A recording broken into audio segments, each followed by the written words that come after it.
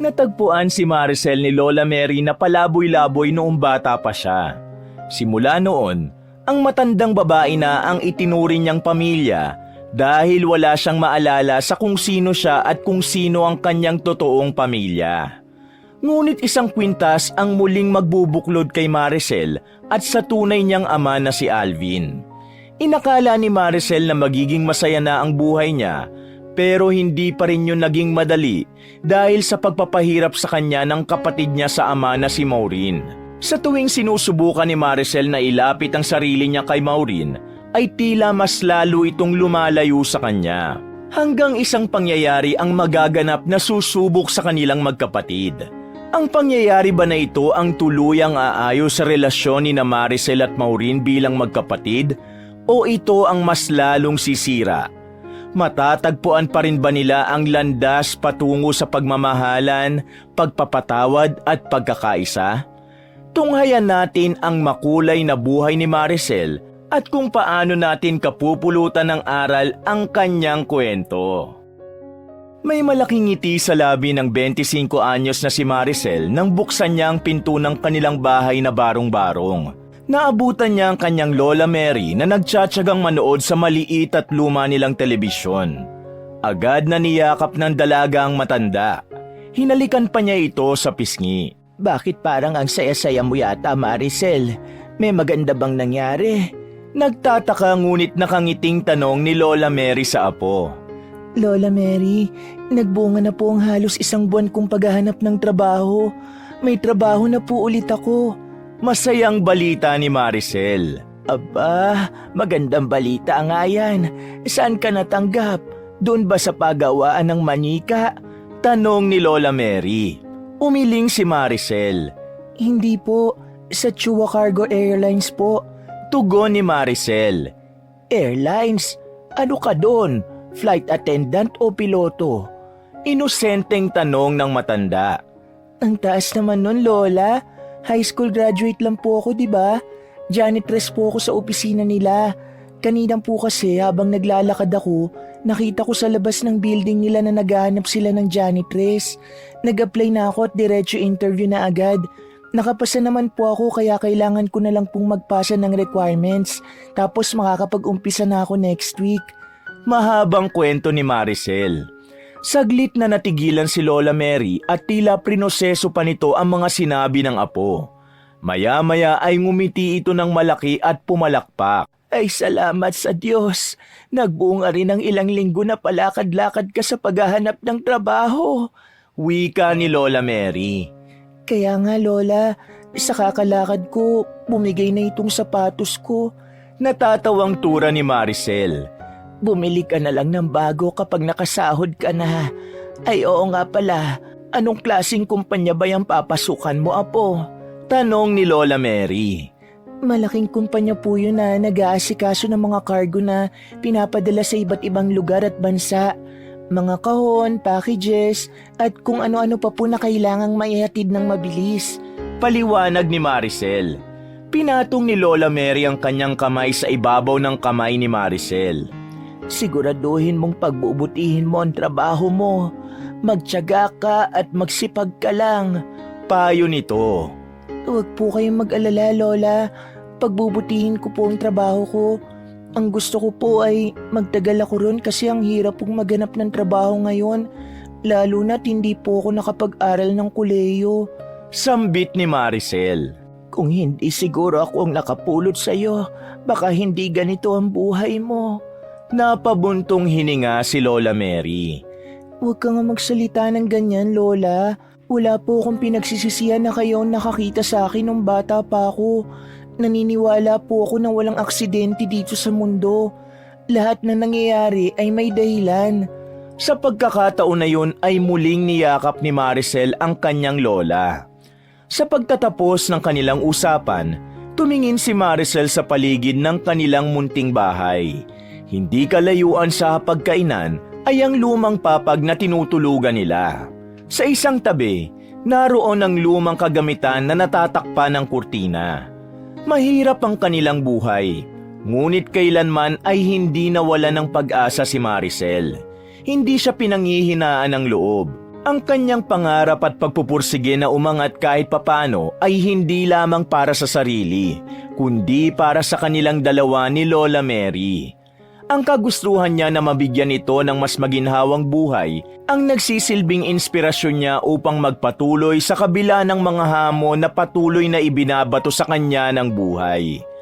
Matapos makumpleto ni Maricel ang requirements na kailangang ipasa, ay sinabi na sa kanya ng HR officer ng Chua Cargo Airlines na maaari na siyang magsimula sa darating na Lunes. Paulit-ulit na nagpasalamat si Maricel at hindi maalis ang kanyang ngiti nang lumabas siya ng HR office. Sa wakas, kahit paano ay hindi na nila kailangang mangutang ng pagkain sa araw-araw dahil meron na ulit siyang trabaho. Dumating na ang unang araw ng trabaho ni Maricel. Maaga siyang nagising dahil ayaw niyang malate sa trabaho sa araw na yon. Matapos mag-almusal ay naligo na siya at isinuot ang kanyang uniform na plinansya ni Lola Mary nung nakaraang gabi. Isang maliit na kahon na nasa lumang drawer ang inilabas niya. Nang buksan niya yon, ay tumambad sa kanya ang isang kwintas na gawa sa white gold. Ang pendant noon ay hugis puso. Nabubuksan ang pendant at sa loob ay merong larawan na hindi niya alam kung ano ang nasa larawan dahil kupas na yon. Para kay Maricel ay lucky charm niya ang kwintas, kaya kahit alam niya na malaki ang perang makukuha niya kapag ibinenta niya yon, ay hindi niya yon pinagtangkaang ipagbili. Nang isuot ni Maricel ang kwintas, ay bumalik sa kanyang alaala ang araw na nagtagpo ang landas nila ni Lola Mary. Sa pagkakatanda niya, ay hindi niya alam kung bakit siya nagpapalaboy-laboy noon sa kalsada. Wala rin siyang maalala kung ano ang pangalan niya at kung saan siya nakatira. 7 years old pa lamang noon si Maricel, hanggang sa nakita siya ni Lola Mary. Nagtutulak ito ng kariton na puno ng kalakal. Hindi nagdalawang isip si Lola Mary na lapitan at tanungin si Maricel kung saan ito nakatira. Pero dahil walang maalala at hindi alam ng matanda kung saan lalapit, ay nagdesisyon itong ampunin si Maricel. Ito rin ang nagbigay sa kanya ng pangalan para kahit papaano ay meron siyang pagkakakilanlan. Hanggang sa nagdalaga na si Maricel, ay wala pa rin siyang alam kung sino nga ba talaga siya o kung nasaan ang totoo niyang pamilya. Ganun pa man, masaya siya na napunta siya kay Lola Mary dahil kahit hindi niya ito kadugo, ay hindi siya nito itinuring na iba. Matapos makapag-ayos ay nagpaalam na si Maricel kay Lola Mary. Sumakay siya sa isang jeep na siyang maghahatid sa kanya sa trabaho. Habang nasa jeep ay pinagmamasdan ni Maricel ang unti-unting pagliwanag ng paligid. Taimtim siyang nagdasal na sana ay walang maging problema o aberya sa unang araw niya sa trabaho. Makalipas ang halos kalahating oras na biyahe, ay bumaba na si Maricel ng jeep. Naglakad siya ng 10 minuto at narating niya na ang harapan ng napakataas at malaking building ng Chua Cargo Airlines. Huminga siya ng malalim bago pumasok sa loob. Ipinakita niya ang company ID niya sa guard at pinapasok na siya nito. Dumiretso si Maricel sa locker room ng mga empleyado na kagaya niya. Naroon na rin ang iba niyang kasamahan na karamihan ay mga bagong hired tulad niya. Kumabog ang dibdib niya sa kaba at excitement. Nakita agad ni Maricel ang kanyang locker na nasa pinakadulo. Gamit ang kanyang company ID, ay binuksan niya yon at nilagay sa loob nun ang kanyang bag. Hinubad niya ang suot na kwintas at isinama niya yon sa gamit niya sa kanyang locker. Maya-maya ay pumasok sa locker room ang lalaking head ng maintenance. Nagbigay ito ng mabilis na instruction sa mga dapat at hindi dapat nilang gawin. Matamang nakinig si Maricel upang wala siyang makalimutan. Maricel, ikaw sa 10th floor ha? Unahin mo paglilinis sa office si Sir Alvin. Yan ang una mong gagawin palagi tuwing umaga. Dapat bago dumating si Sir Alvin malinis at maayos na ang office niya, maliwanag? Tura ng head ng maintenance. Maliwanag po, sir. Magalang na tugon ni Maricel. Matapos yun ay kinuha na ni Maricel ang mga gamit sa paglilinis. Nakalagay yon sa isang trolley na itinulak niya hanggang sa elevator. Nang pindutin niya ang number 10, ay bigla siyang kinabahan.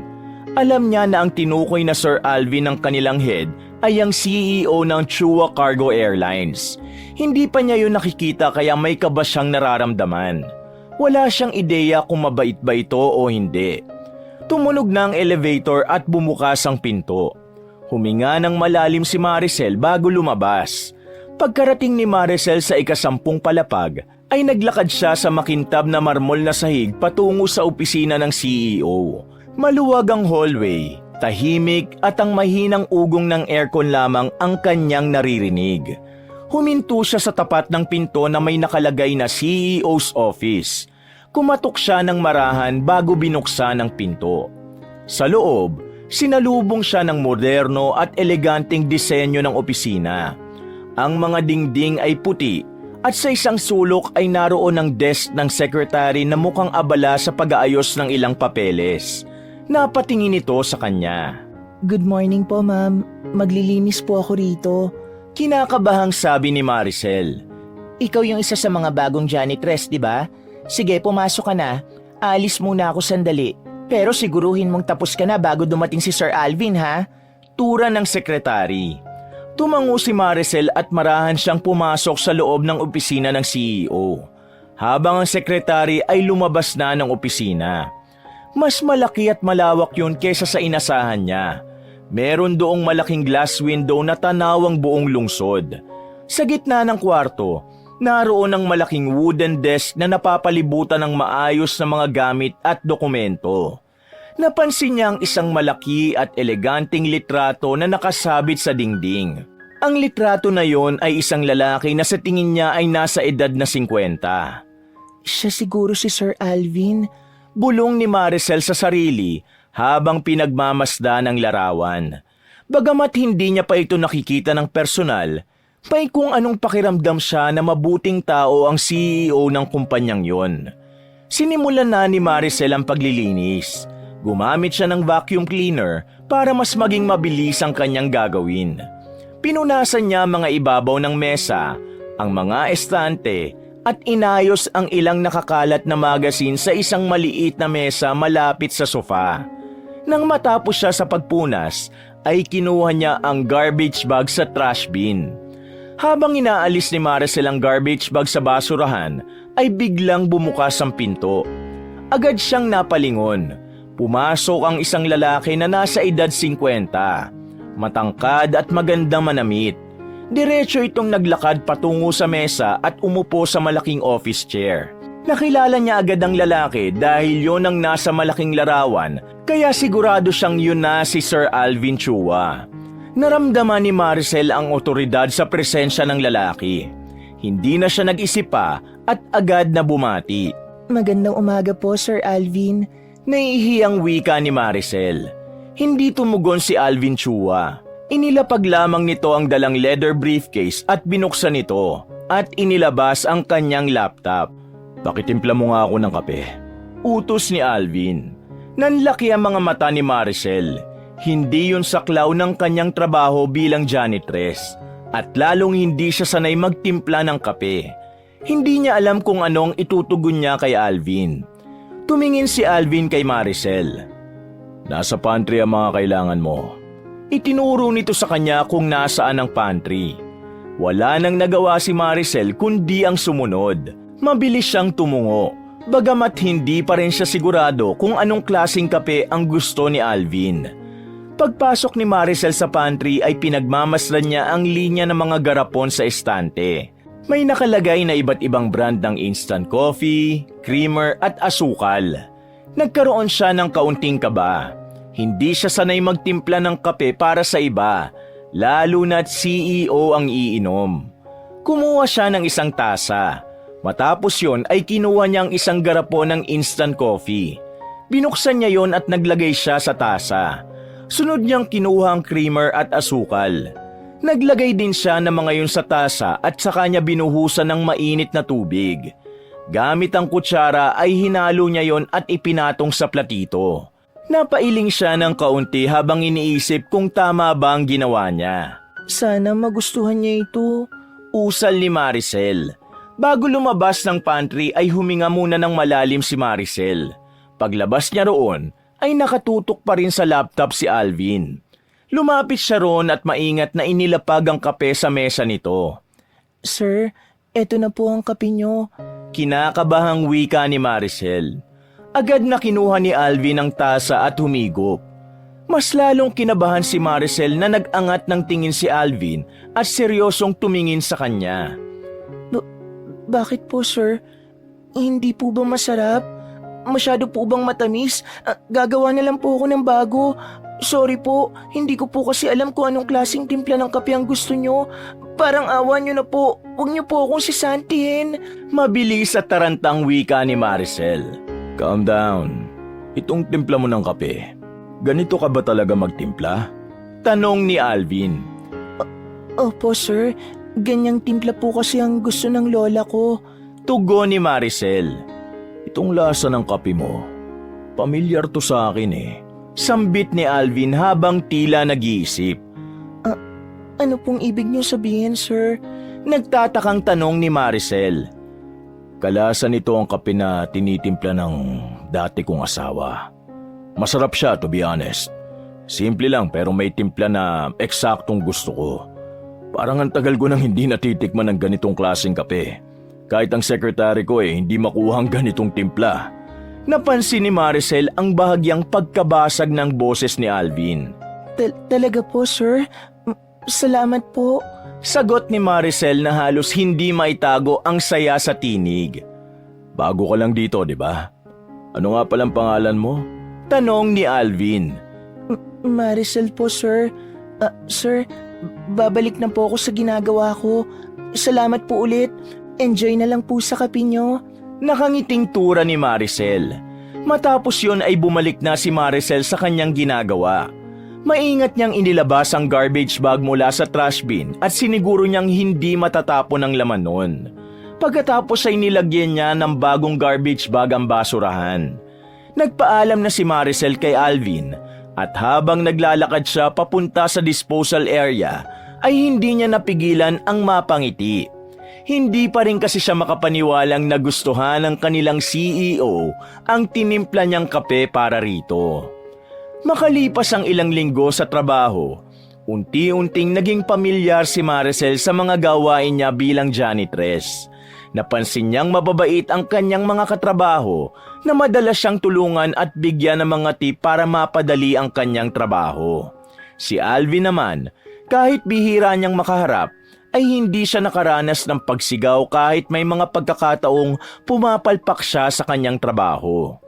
Sa isang gabing pag-uwi ni Maricel, ay naabutan niyang nakahain ng pagkain para sa kanilang hapunan. Hindi na muna siya nagpalit ng damit at nagsalo na sila ng kanyang lola sa pagkain na naroon. Kumusta ka pala sa trabaho mo, Maricel? Baka may nangaaway sa iyo roon, ha? Tanong ni Lola Mary. Wala po. Lahat po ng katrabaho ko mababait po sa akin. Kahit nga po yung may-ari na si Sir Alvin, sobrang bait din po. Kahit janitress po ako, hindi po ako nakaramdam na mababa ang tingin niya sa akin. Saka alam niyo po ba, nagustuhan ni Sir Alvin ang timpla ko ng kape. Masayang tugon ni Maricel. Mabuti naman kung ganon. Hindi naman kasi lahat ng mayaman ay masama ang ugali. Napagkakamalan lang silang mata pobre dahil sa mga palabas sa telebisyon. Kaya pagbutihin mo palagi ha. Maswerte ka na meron kang amo at mga katrabaho na mababait. Sambit ni Lola Mary. Kaya nga po Lola, pero ibang level po talaga ang kabaitan ni Sir Alvin. Siguro ang swerte po ng mga anak niya. Wika ni Maricel. Ay nako, mamaya na nga ang kwentuhan. Kumain na tayo at lumaalamig na ang pagkain. Tura ni Lola Mary. Isang umaga, gaya ng nakasanayan ay maagang pumasok si Maricel sa trabaho. Pagdating niya sa locker room, ay inilagay niya na ang kanyang bag sa locker. Humarap siya sa salamin at chinek kung maayos ang kanyang itsura. Biglang pumasok doon ang head ng maintenance. Maricel! Tawag nito habang papalapit sa kanya. Nakapaglinis ka na ba ng opisina ni Sir Alvin? Hindi pa po sir, maglilinis pa lang po ako. Tugon ni Maricel. Nako, maagang papasok kay si Sir Alvin. On the way na siya. Kailangan mo na maglinis doon ngayon. Bilisan mo.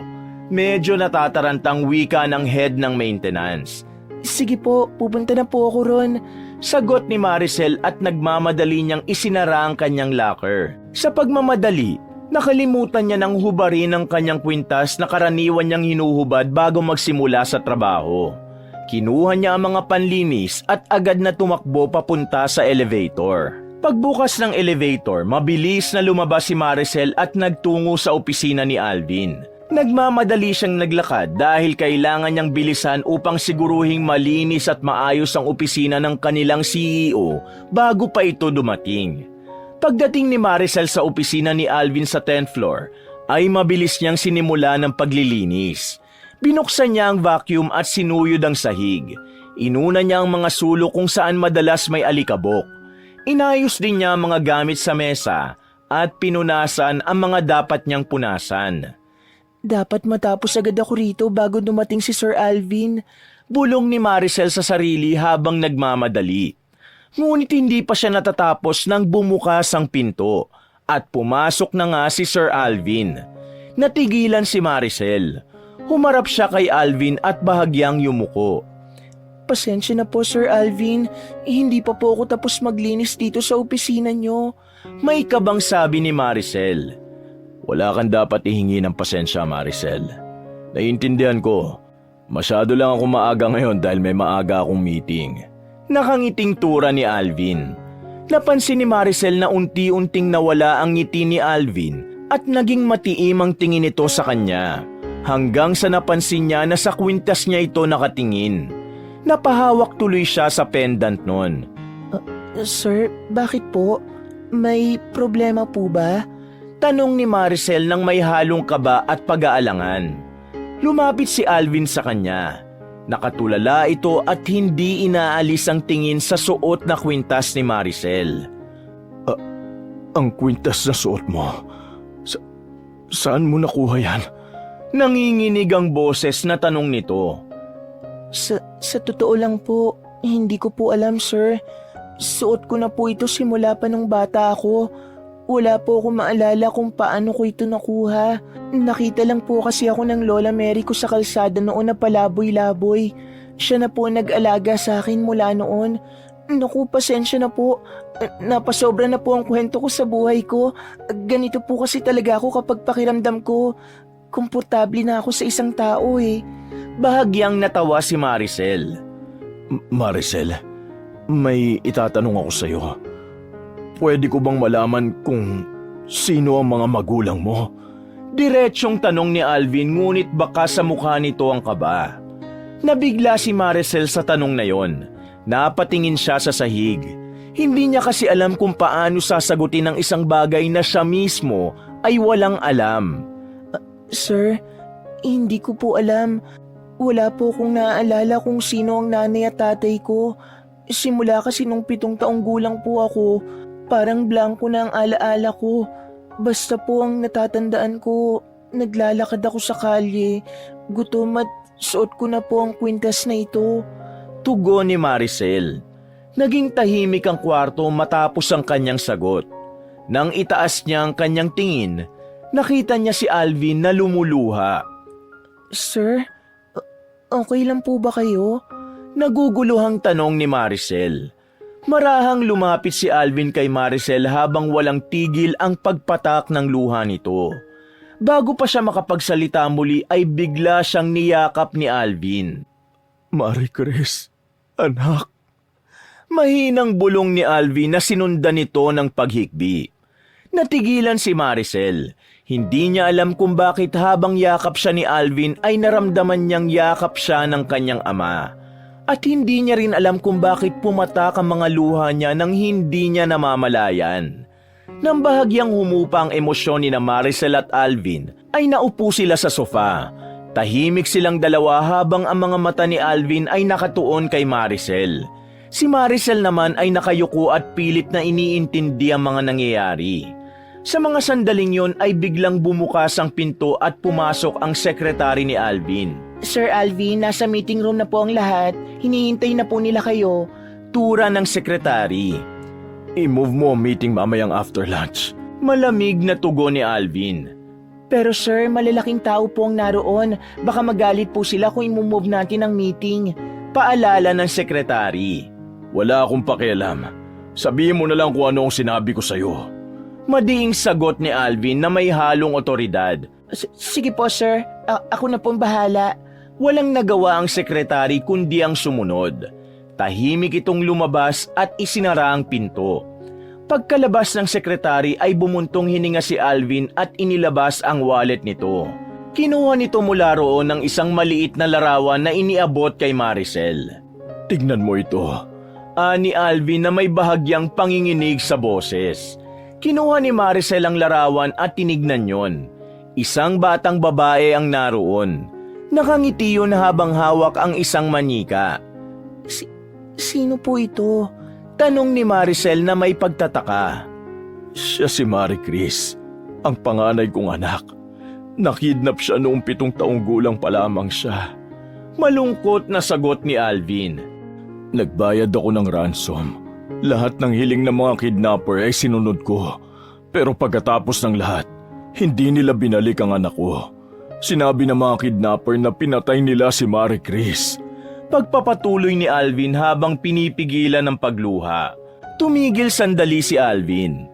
Tila humuhugot pa ito ng lakas upang ituloy ang pagkukwento. Ang kwintas na suot mo. Ako ang nagbigay niya noon kay Marie Chris. Regalo ko yon sa kanyang ika-7 kaarawan. Kaya nagtataka ako kung bakit nasa iyo yan ngayon.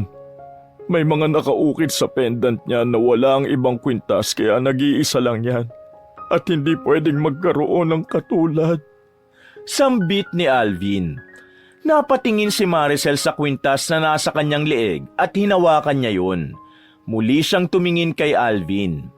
Ibig niyo pong sabihin, ako si Marie Chris? Hindi makapaniwalang tanong ni Maricel. Malaki ang posibilidad, Maricel. Wala ka ba talagang naaalala kung paano ka napunta sa lansangan noon? Tanong ni Alvin. Umiling si Maricel. Wala po talaga. Blanko pong lahat ng alaala ko nung 7 taong gulang ako pababa. Matapat niyang sagot. Papayag ka bang magpa-DNA test? Tanong ni Alvin. DNA test? Nakakunot ang noon na tanong ni Maricel. Iyon ang paraan para malaman natin kung magkadugo tayo. Kukunin nila ang sample ng dugo mo at dugo ko at aalamin kung match tayo. Kung ayaw mo ng dugo, pwedeng laway o kaya kuko. Kahit tibla ng buhok ay pwede. Paliwanag ni Alvin. Napaisip si Maricel, ngunit sa huli ay tumango. Sige po, kung makakatulong ito para malaman natin ang totoo, pumapayag po ako. Walang pag-aalinlangan na tura ni Maricel. Hindi na napigilan ni Alvin ang sarili at muli niyang niyakap si Maricel ng mahigpit. Sana nga ay ikaw si Marie Chris. Bulong nito. Tahimik namang napaluha si Maricel habang pilit na iniintindi ang bigat ng sitwasyon at ang posibilidad na natagpuan na niya ang nawawala niyang pamilya. Hindi muna sinabi ni Maricel kay Lola Mary ang lahat ng nalaman niya mula kay Alvin. Hindi pa siya handang sabihin yun sa lola niya, lalo't hindi pa sigurado kung ano ang katotohanan. Sa halip, nanatili siyang tahimik sa mga sumunod na araw at pinilit niyang maging normal sa harap ng kanyang Lola Mary habang nilalabanan ang bumabagabag sa kanyang isipan. Dumating ang araw ng pagkuha ng sample para sa DNA test.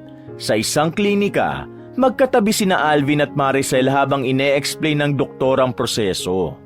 Tahimik lamang si Maricel habang tinititigan ang karayom na gagamitin para kunin ang sample ng dugo mula sa kanyang braso. Matapos ang procedure, sinabi ng doktor na maaaring umabot ng ilang araw bago makuha ang resulta. Nagpasalamat si Alvin at umalis na sila roon ni Maricel. Sa mga araw ng paghihintay, hindi mapakali si Maricel. Kahit nasa trabaho siya, madalas siyang nawawala sa sarili at iniisip ang maaaring maging resulta ng DNA test. Sa gabi, mahimbing nang natutulog si Lola Mary, pero si Maricel ay gising pa rin. Nakaupo siya sa gilid ng kama habang hawak ang kwintas na may malaki palang ginagampanan sa kanyang buhay. Habang patuloy ang paghihintay, lalo pang tumindi ang kaba sa dibdib ni Maricel. Ngunit sa kabila ng lahat, nandoon din ang maliit na tinig ng pag-asa. Pag-asa na sa wakas ay malalaman niya na ang bahagi ng kanyang nakaraan na matagal niya nang hinahanap. Nagpatuloy pa rin si Maricel sa kanyang trabaho bilang janitress. Bagamat may bumabagabag sa kanyang isipan, hindi niya hinayaan na makaapekto yon sa kanyang mga gawain. Isang umaga, habang naglilinis siya sa ika-10 palapag, ay lumapit sa kanya ang sekretary ni Alvin at sinabi sa kanya na pinapatawag siya ni Alvin sa opisina nito. Agad na inayos ni Maricel ang sarili. Tinanggal niya ang guwantes at inayos ang buhok bago tumungo sa opisina ni Alvin. Kumatok muna siya bago niya binuksan ang pinto. Nakita niya na naroon si Alvin at ang doktor na nagsagawa ng kanilang DNA test. "Halika Maricel, maupo ka," sabi ni Alvin. Itinuro nito ang upuang nasa tapat nito. Tahimik na umupo si Maricel. Ramdam niya ang lamig ng aircon na mas lalong nagpapatindi ng kanyang kaba. Alam niya na kaya naroon ang doktor ay dahil meron ng resulta ang DNA test. "Lumabas na ang resulta ng DNA test. Pero hindi ko pa rin alam. Gusto ko na sabay nating malaman ang sagot." Simula ni Alvin. Tumango ng bahagya si Maricel bilang tugon. Huminga ng malalim si Alvin bago tumingin sa doktor. "Dok, pwede niyo na pong sabihin sa amin ang resulta." Tura ni Alvin. Binuksan ng doktor ang envelope na hawak nito at inilabas ang dokumento. Pinagmasdan muna nito ang mga nakasulat bago nagsalita. "Ayon sa resulta ng DNA test, ang possibility na mag-ama kayo ay 99.9%. Sabi ng doktor. Natigilan si Maricel. Hindi niya agad naunawaan ang sinabi ng doktor. Pero nang magsimulang tumulo ang luha ni Alvin, ay doon na niya lubos na naintindihan ang lahat. "Anak ko, ikaw ang anak ko, Maricel. Ikaw si Marie Chris." Bulong ni Alvin habang walang patid ang pag-agos ng luha nito. Nagsimulang dumaloy ang luha mula sa mga mata ni Maricel. Hindi niya alam kung ano ang sasabihin niya ng sandaling yon, pero alam niyang napakasaya niya dahil sa wakas ay nalaman na nila ang katotohanan. Tumayo si Alvin at lumapit kay Maricel. Buong higpit siya nitong niyakap. Hindi na napigilan ni Maricel ang sarili.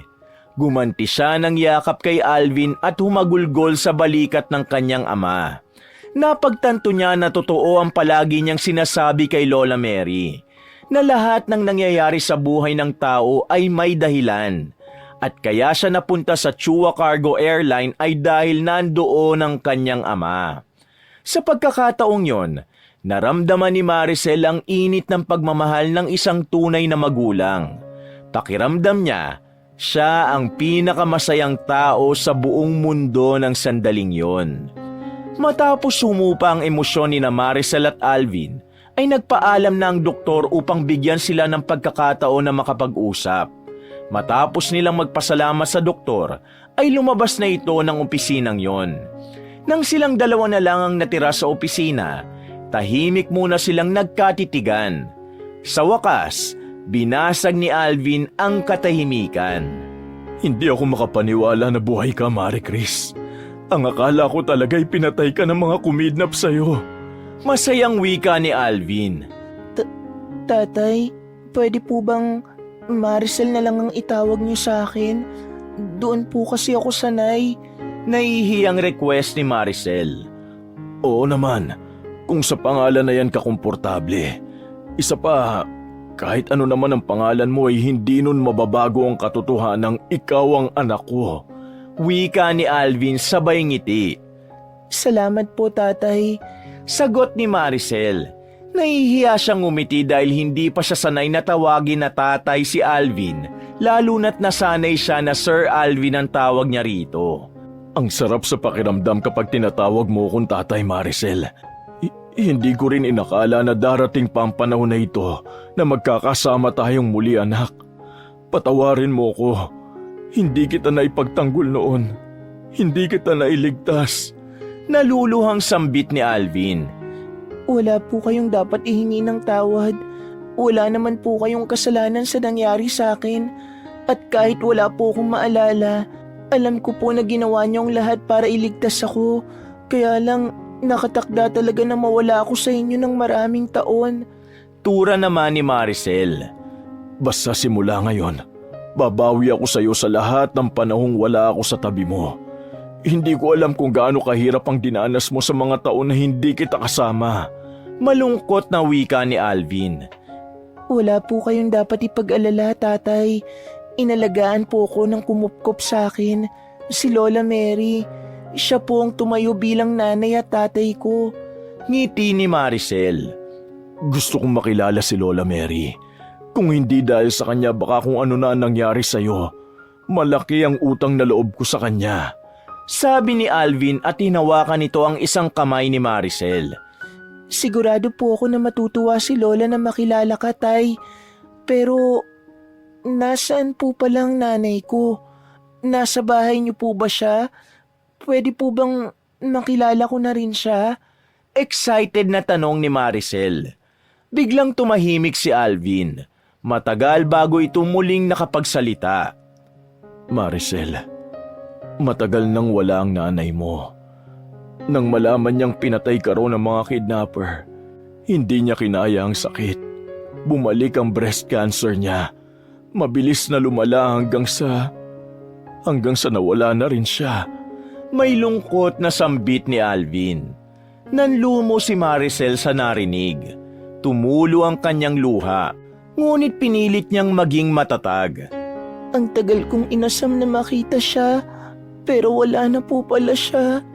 Mahina niyang turan. Hinawakan ni Alvin ang kanyang kamay. Pero hindi ka na mag-iisa, Maricel. Magkakasama na tayo. At sigurado kong matutuwa ang asawa ko na si Glenda at ang anak naming si Maureen kapag nalaman nila na buhay ka pa. Wika ni Alvin sabay ngiti. Nagpahid ng luha si Maricel at tumango. Sisiguraduhin kong magiging maayos ang lahat. Nangangako ako na hindi ka na makakaranas ng kahit anong hirap, anak. Pangako pa ni Alvin kay Maricel. Hindi na nagsayang ng oras sina Maricel at Alvin. Mula sa opisina ni Alvin ay bumiyahe na sila papunta sa bahay ni Maricel upang makilala ni Alvin si Lola Mary at masabi na rin ni Maricel sa lola niya ang lahat. Walang kaarte-arte si Alvin sa paglalakad sa marumi at maputik na daan papunta sa bahay ni Maricel. Sa wakas, nakarating na sila sa bahay ni Lola Mary. Maingat na binuksan ni Maricel ang pinto. Nakita nila si Lola Mary na abala sa pagtatahi ng panty nito na agad nitong itinago nang makitang may kasama si Maricel. Apo, nakakagulat ka naman. Bakit ang aga mo yatang umuwi ngayon? Saka sino yung kasama mo? Tura ni Lola Mary. Hindi na nagpatumpik-tumpik si Maricel at nilapitan niya ang kanyang lola. Hinawakan niya mga kamay nito at diretso itong tiningnan sa mga mata. Lola, may gusto po akong sabihin sa inyo. Panimula ni Maricel. Ano ba yon, Maricel? Kinakabahan naman ako sa iyo, apo. Sambit ni Lola Mary. Doon na ipinakilala ni Maricel si Alvin sa Lola Mary niya. Ikinwento niya ang lahat-lahat dito. Mula sa pagkakakita ni Alvin sa kwintas, ang DNA test at ang natuklasang katotohanan na ang CEO ng kumpanya kung saan siya nagtatrabaho bilang janitress ay ang kanyang ama. Habang nagsasalaysay, bumuhos ang luha ni Lola Mary. Alam ni Maricel na hindi yun luha ng lungkot, kundi luha ng kasiyahan. Sa wakas, Maricel, natagpuan mo na ang pamilya mo. Sambit ni Lola Mary habang pinupunasan ang luha gamit ang palad. Lumapit si Alvin kay Lola Mary at marahang yumuko bilang tanda ng pasasalamat. Salamat po, Lola Mary. Hindi ko alam kung paano ko kayo mapasasalamatan sa pagkupkup nyo sa aking anak. Tura nito. Ginawa ko lang kung ano ang tama, Sir Alvin. Nung nakita ko si Maricel at nalaman ko na wala na siyang mauuwian, ay hindi ako nagdalawang isip na kupkupin siya. Nakangiting wika ni Lola Mary. Muling humarap si Lola Mary kay Maricel. Kung ganon, apo, sasama ka na ba sa tatay mo? Tanong nito habang nanginginig ang boses. Tumango si Maricel. Ngunit bago pa man magpatuloy si Lola Mary sa pagsasalita, ay inunahan niya na ito. Pero syempre kasama ko kayo. Hindi ako papayag na magkahiwalay tayo. Sinabi ko na po yun kay tatay at pumayag siya. Masayang wika ni Maricel. Tama po si Maricel, Lola Mary. Kayo ang naging pamilya ni Maricel sa matagal na panahon kaya alam ko na hindi niya kayang malayo sa inyo. Kaya sasama po kayo sa kanya na tumira sa bahay namin. Ani Alvin sabay ngiti. Walang pagsidla ng kasiyahan ni Maricel habang tinitingnan ang dalawang pinakamahalagang tao sa buhay niya. Sa wakas, magkakasama na sila. Mula sa tahimik na bahay na yon hanggang sa bagong simula sa piling ng tunay niyang pamilya. Sa kabila ng mga lungkot at hirap na pinagdaanan niya, ang lahat pala talaga ng yon ay merong dahilan. At yon ang nagdala sa kanya upang muli niyang makapiling ang ama na matagal nang nawalay sa kanya. Pagsapit ng tanghali, ay agad na nag-impake na sina Maricel at Lola Mary ng kanilang mga damit. Sa araw din na yon ay napagkasunduan nila na lumipat na silang maglola sa bahay ni Alvin. Habang abala sa pag-iempake, narinig ni Maricel na may kausap sa cellphone ng tatay niya at anito ay maghanda ng espesyal na hapunan dahil meron itong espesyal na tao na dadalhin sa bahay nito. Bandang hapon ay bumabiyahe na sina Maricel papunta sa bago niyang tahanan. Habang nagmamaneho si Alvin ay tahimik lang sila ni Lola Mary na nakaupo sa likuran. Malungkot man na iiwan na nila ang lugar kung saan magkasama silang bumuo ng masasaya at malulungkot na alaala, ay mas lamang pa rin ang kasiyahan ni Maricel sa bagong buhay na naghihintay sa kanila. Madilim na nang makarating sila sa bahay ni Alvin. Nang bumaba sila, bumungad sa kanila ang isang malamansyon na tahanan na napapalibutan ng mataas na pader. May malawak na driveway na gawa sa cobblestone at ang bahay mismo ay mala-Mediterranean ang arkitektura. Halos hindi makapaniwala si Maricel sa kanyang mga nakita. Ang laki pala at ang ganda ng bahay mo, tatay. Aniya habang nakatitig sa malaking bahay sa kanilang harapan. Hindi lang ito bahay ko, anak. Bahay mo rin ito. Pagtatama ni Alvin. Pagpasok nila sa loob ay sumalubong sa kanila ang malamig na temperatura dahil naka-centralized ang aircon sa bahay. Agad nilang nakita sa sala ang isang babae na nasa 40s. Abala yun sa pag-aayos ng sariwang bulaklak sa isang eleganteng vase na yari sa kristal. Maganda ang babae. May maayos na kulot na buhok na abot sa balikat. At elegante ang suot nitong bestidang puti na may manipis na sinturon sa baywang. Glenda, tawag ni Alvin. Lumapit ang babae at ngumiti kay Alvin. Ngunit halata ang pagtataka nito nang makita sina Maricel at Lola Mary. Maricel, Lola Mary, ito si Glenda, ang asawa ko. Pagpapakilala ni Alvin sa kanila. Ngumiti si Glenda sa kanila. Ngunit hindi pa sinabi ni Alvin kung sino si Maricel. Glenda, handa na ba ang dinner? Tanong ni Alvin. Oo, handa na. Pinaghanda ko na kanina si Manang. Sagot ni Glenda sa malamyos na boses. Kung ganon, kumain na tayo. Yaya ni Alvin kina Maricel at Lola Mary. Habang naglalakad patungo sa dining area, ramdam ni Maricel ang pagkailang. Simpleng blouse at pantalon lamang ang suot niya habang si Lola Mary ay isang lumang bestida. Ramdam niya na hindi bagay sa marangyang bahay na yon ang kanilang bihis. Sa dining area, bumungad sa kanila ang mahabang dining table na gawa sa makintab na kahoy. Napapalibutan nyo ng cushion chairs. Sa gitna ng mesa ay naroon ang iba't ibang masasarap na pagkain. Steak na may red wine sauce, salmon na may lemon butter glaze, roasted lamb chops, assorted cheese and crackers, Caesar salad, truffle pasta at isang chocolate mousse bilang dessert. Ang daming pagkain. Mahinang sabi ni Maricel matapos umupo sa tabi ni Lola Mary. Ano bang okasyon at sino mga kasama mo, Alvin, para magpahanda ka ng special dinner? Tanong ni Glenda. Mamaya ko na sasabihin habang kumakain tayo. Sandali, nasan si Maureen? Tanong ni Alvin sabay linga. Pinatawag ko na siya kay Manang Celia, bababa na rin yon. Tugon ni Glenda.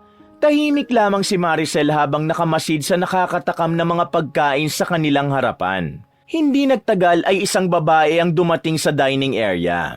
Sopistikada ang dating nito na parang modelo sa suot nitong eleganting itim na dress. Bumagay yun sa taas nito at makinis na balat. Ang buhok ng babae ay tuwid at makintab. Umupo ito sa kaliwa ni Alvin kung saan katapat ito ni Maricel. Alam agad ni Maricel na yun ang kapatid niya sa ama na si Maureen. Daddy, kailangan pa ba sumabay ang mga katulong na kumain sa atin? Mataray na tanong ni Maureen. Nagpalitan ng tingin sina Maricel at Lola Mary. Hindi sila naging komportable sa sinabing yun ni Maureen. Maureen, hindi sila katulong. Sila sina Maricel at Lola Mary. Simula sa gabing ito, ay dito na sila titira sa bahay. Mahinahong wika ni Alvin. Alvin, sino ba talaga sila? Kamag-anak mo ba sila o ano? Ang nagtatakang tanong ni Glenda. Si Maricel. Siya ang anak ko na si Marie Chris na inakala kong patay na. Siya naman si Lola Mary, ang nag-alaga at nagpalaki kay Maricel. Paliwanag ni Alvin. Paano mo naman nasiguro na anak mo siya? Are you absolutely sure about this? Tanong ni Glenda. Ipinaliwanag ni Alvin ang lahat. Mula sa pagkakakita niya sa kwintas ni Maricel hanggang sa resulta ng DNA test na nagkumpirma na si Maricel ay si Marie Chris. I don't care if she's your daughter, Daddy. Hindi okay sa akin na tumira sila dito sa house. Hindi sila bagay dito. Tingnan mo nga ang itsura nila. Mas mukha pang disente ang mga katulong natin kesa sa kanila. Madiin at may halong galit na wika ni Maureen. That's enough, Maureen. Anak ko si Maricel at kapatid mo siya. Hindi ka dapat nagsasalita ng ganyan sa kanya at sa lola niya. You have to learn to accept this whether you like it or not. Puno ng otoridad na sambit ni Alvin. Nagpupuyo sa galit na tumayo si Maureen. Fine, do whatever you want, Daddy. Pero wag mong asahan na matatanggap ko ang chip na yan bilang kapatid ko. Tuluyan na itong nag-walk out sa dining area. Maureen, bumalik ka rito! Wala kang respeto! Sigaw ni Alvin. Alvin, ako na muna ang kakausap sa kanya. Excuse me. Tumayo na rin si Glenda at agad na sinundan si Maureen. Pagkaalis ng dalawa ay doon lang nagkaroon ng lakas ng loob si Maricel para magsalita. Tatay, mukhang hindi magandang ideya na dito kami tumira ni Lola Mary. Nakakahiya po kay Maureen at sa asawa ninyo. Tura ni Maricel. Hinawakan ni Alvin ang kamay ni Maricel at tumingin ng seryoso sa kanya. Maricel, bahay mo rin ito. Nabigla lang si Maureen. Bigyan natin siya ng panahon para iproseso ang lahat. Tugon ito sa kanya. Ngunit hindi mapigilan ni Maricel ang kaba. Ramdam na niya agad ang bigat ng magiging buhay nila sa bahay na yon. Lalo na't halatang hindi sila tanggap ni Maureen. Nagsimula na silang kumain. Pero kahit anong sarap ng mga kinakain nila, hindi maalis sa isip ni Maricel ang posibilidad na hindi magiging madali ang pananatili nila roon ng kanyang lola. Nang sumunod na araw ay nagtungo sina Alvin at Maricel sa klinik ng isang kilala at mahusay na psychiatrist. Tahimik si Maricel habang naglalakad sila ng kanyang ama papasok. Hindi niya maalis ang kaba sa kanyang dibdib. Pagpasok nila ay sinalubong sila ng psychiatrist na si Dr. Aurora. Isang babaeng nasa late 40s na may mahinahong boses at mapagkakatiwalaang aura. Good afternoon, Mr. Chua and Maricel. Bati sa kanila ni Dr. Aurora. Tatay, parang kinakabahan ako. Ani Maricel. Huwag kang mag-alala, Maricel. Nandito ako para tulungan kang maalala mga nawala mong memory nung bata ka pa. Nakangiting sambit ni Dr. Aurora. Umupo si Maricel sa isang komportabling recliner chair, habang nanatili si Alvin sa tabi niya. Ipinaliwanag ni Dr. Aurora ang proseso ng hypnotherapy. Maricel, isasailalim kita sa hypnosis. Makatutulong ito upang maalala mo ang mga nakalimutan mo. Huwag kang matakot. Ligtas ang prosesong ito. Paliwanag ng psychiatrist. Nagsimula si Dr. Aurora sa isang malumanay na tinig. Sinundan lang ni Maricel ang sinabi nito hanggang sa unti-unti na siyang napapikit. Maricel, bumalik ka sa panahon kung kailan nangyari ang pagkawala mo. Mahinahon na utos ni Dr. Aurora. Sabihin mo sa akin kung ano ang nakikita mo. Napangiwi si Maricel. Muli niyang naramdaman ang takot nung may mga lalaking dumukot sa kanya. May mga lalaking kumuha sa akin. Dinala nila ako sa isang madilim na lugar. Pero may isang lalaki. Isa sa kanila, tinulungan niya akong makatakas. Sabi niya, tumakbo ko at huwag nang lilingon. Napahikbi si Maricel habang isinasalaysay ang mga bagay na yon. Nang matapos ng session, ay ipinaliwanag ni Dr. Aurora ang lahat. Ang pagkawala ng alaala mo, Maricel, ay dulot ng trauma. Paraan yun ng utak mo para protektahan ang sarili mo mula sa masakit na karanasan. Tura nito. Niyakap ni Maricel si Alvin habang tumutulo ang luha. Ramdam pa rin niya ang takot na naramdaman niya nung nakidnap siya. Ganun pa man, alam ni Maricel na yun ay parte na lamang ng kanyang nakaraan. At ang importante ay magkasama na ulit sila ng kanyang ama. Pagkatapos nila kay Dr. Aurora ay agad nilang sinundo si Lola Mary sa bahay at nagtungo sila sa isang sikat na shopping mall. Para bang mga batang maglola habang naglalakad-lakad at tumitingin sa mga store. Namili sila ng bagong damit, sapatos, bag at mga personal na gamit. Ito ba, Maricel? Bagay ba ito sa akin? Tanong ni Lola Mary habang inaayos ang scarf sa leeg nito. Opo, Lola. Ang ganda niyo po riyan. Sagot ni Maricel sabay tawa. Si Alvin naman ay tahimik na nakamasid sa kanilang dalawa. Kitang-kita ang kasiyahan sa mukha nito. Sa huli, kumain sila sa isang mamahaling restaurant. Habang kumakain, nagpasalamat si Maricel kay Alvin. Salamat po, Tay, sa lahat ng ginagawa niyo para sa amin ni Lola Mary. Hindi ko alam kung paano ko kayo masusuklian. Ngumiti si Alvin at hinaplos ang buhok ni Maricel. Anak, wala kang kailangan suklian. Itong magkasama na ulit tayo ay napakalaking regalo na para sa akin. Tugon ni Alvin. Lumipas ang mga araw at hindi pa rin naramdaman ni Maricel ang tunay na pagtanggap ni Maureen na magkapatid sila. Sa kabila ng maginhawang buhay, ay hindi pa rin niya magawang maging masaya dahil palaging ipinaparamdam ni Maureen sa kanya na hindi siya karapat-dapat sa bahay na yon. Simula nang tumira sila ni Lola Mary sa bahay na yon, ay nanatiling malamig ang pakikitungo ni Maureen sa kanila. Tila may isang mataas na pader na nakaharang sa pagitan nila. Kapag nakakasabay nila si Maureen sa hapagkainan, madalas na tahimik ito at matalim ang tingin sa kanya. Samantala, si Glenda ay kabaligtaran ni Maureen. Sa tuwing magkasama sila sa bahay, palaging magiliw at maasikaso ito kina Maricel at Lola Mary. Madalas nitong kinukumusta si Maricel at minsan pa'y nag-aalok na sumama sa kanila kung may plano itong lumabas. Dahil kay Glenda, kahit papaano ay nababawasan ang lungkot na nararamdaman ni Maricel. Gayunpaman, hindi nawala ang pangamba sa puso ni Maricel. Sa mga tahimik na gabi, hindi niya maiwasang mag-isip kung kailan nga ba matatanggap ni Maureen na magkapatid sila. Si Alvin naman ay patuloy na nagpapakita ng pagmamahal kay Maricel. Sa kabila ng pagiging abala nito sa trabaho, lagi nitong sinisiguro na meron pa rin itong oras para kay Maricel. Sa kabila ng mga alalahanin, pinilit ni Maricel na maging matatag para sa kanyang lola at tatay. Ngunit sa loob niya, hindi niya maialis ang takot na baka hindi talaga siya kailanman matatanggap ni Maureen sa bahay na yon at sa buhay nito. Isang umaga, naisipan ni Maricel na maglibang at magtampisaw sa swimming pool ng kanilang bahay. Habang naglalakad siya papunta roon, ramdam niya ang malamig na hangin na sumasalubong sa kanyang mukha. Nang makarating siya sa pool area, natigilan siya nang makita si Maureen na nakikipagharutan sa isang gwapong lalaki sa pool. Nakasuot si Maureen ng two-piece swimsuit na lalong nagpalutang sa magandang hubog ng katawan nito. Aalis na sana si Maricel nang bigla siyang mapansin ni Maureen. "Hoy Maricel!" Malakas na tawag nito.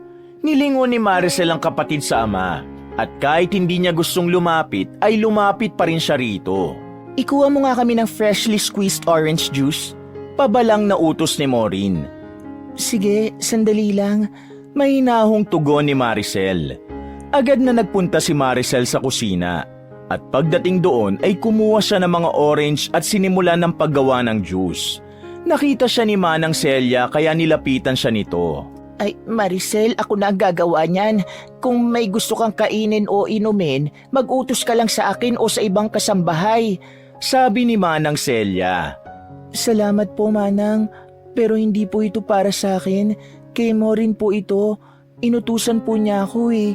Paliwanag ni Maricel. Nako, maldita talaga yang si Maureen. Ang layo sa ugaling na Sir Alvin at Ma'am Glenda. Talagang ikaw pang inutusan sa dami ng kasambahay dito. Naiinis na wika ni Manang Celia.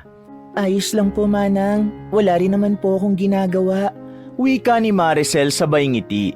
Pagkatapos gawin ni Maricel ang 2 baso ng orange juice ay bumalik siya sa pool area. Paglapit niya, nakita niya si Maureen at ang lalaki na nakaupo na sa gilid ng pool. Tahimik niyang inilapag ang tray ng juice sa mesang nasa gilid ng pool. Ang ganda naman ng bago niyong katulong. Biro ng lalaki kay Maureen, sabay kindat kay Maricel. Hindi siya katulong. Siya ang anak ng daddy ko sa una niyang asawa. Sagot ni Maureen na may bahid ng inis. Nakangiti pa rin ang lalaki at tumango. Kaya pala maganda rin siya eh.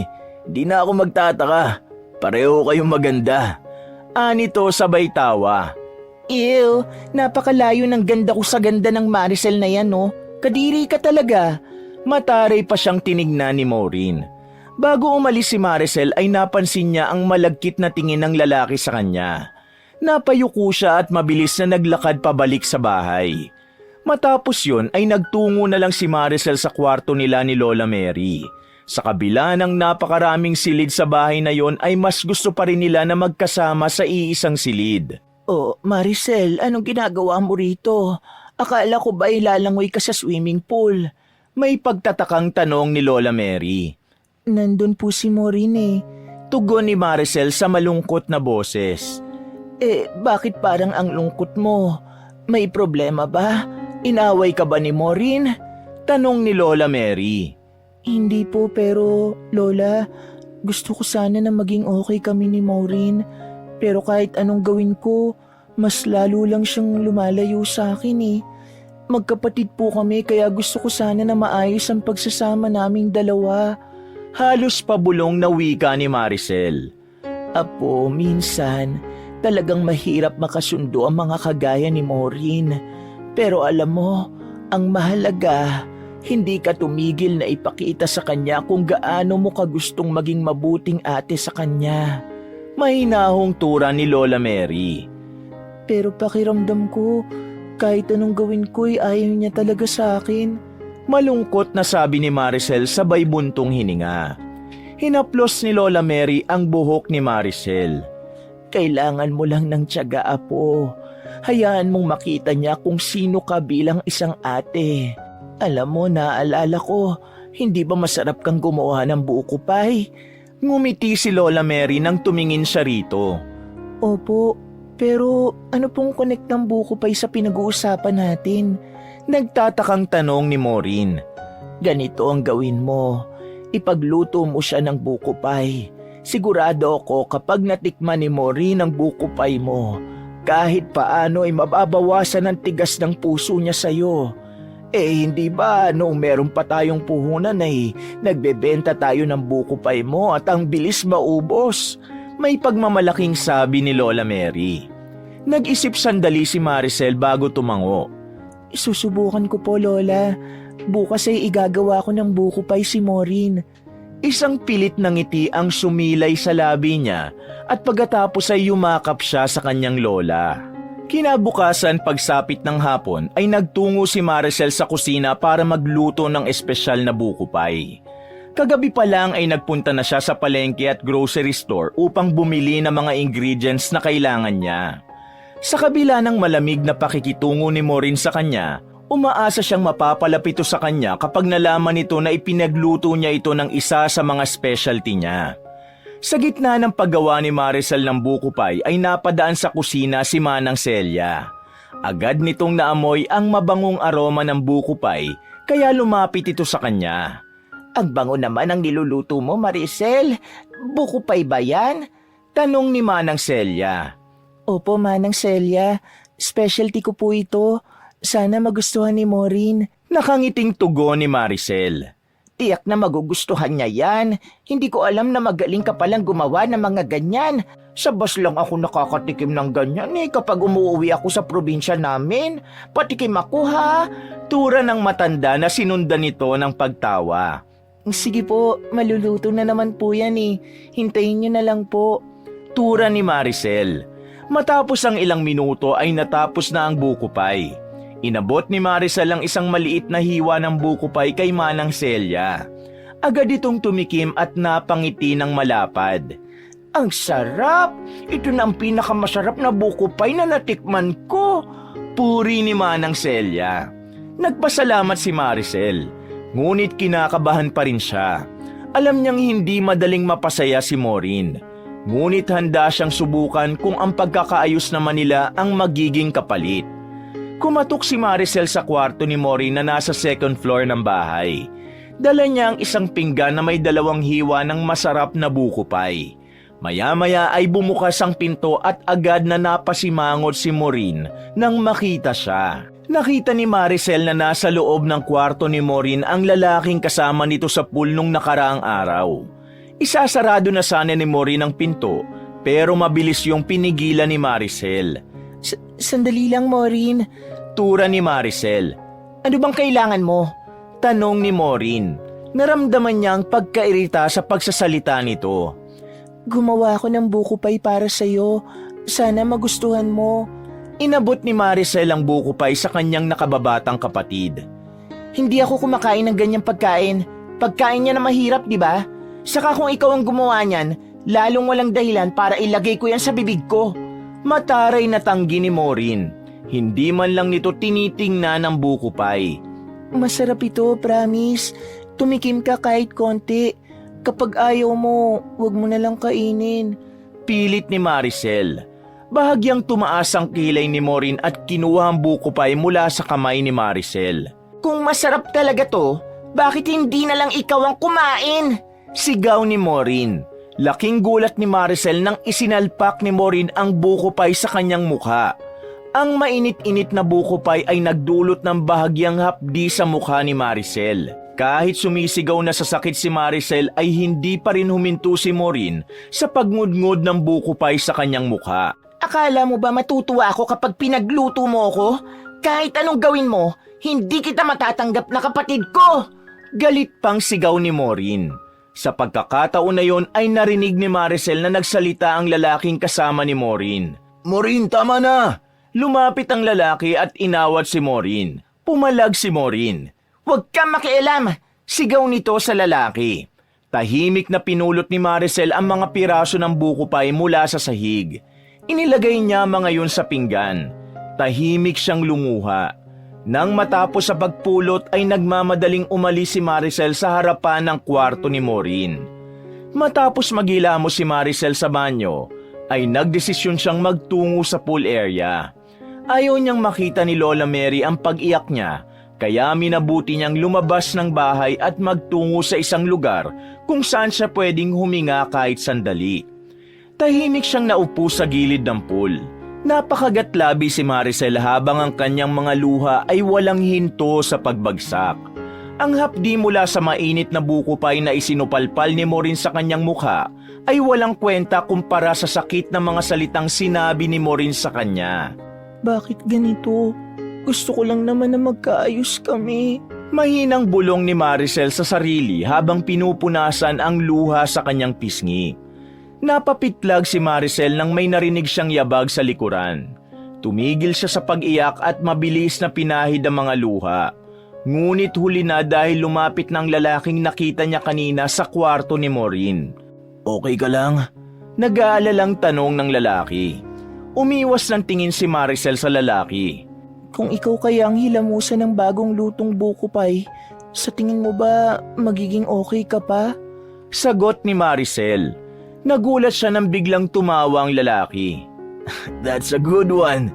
Napatawa mo ko ah. Nathan nga pala. Inilahad ng lalaki ang isa nitong kamay. May pag-aalinlangan na tinanggap ni Maricel ang kamay ng lalaki. Sorry nga pala sa nangyari kanina. Kahit ako nagulat sa ginawa ni Maureen sa'yo kasi alam ko na magkapatid kayo. Napabuntong hininga si Nathan. Hindi nagsalita si Maricel.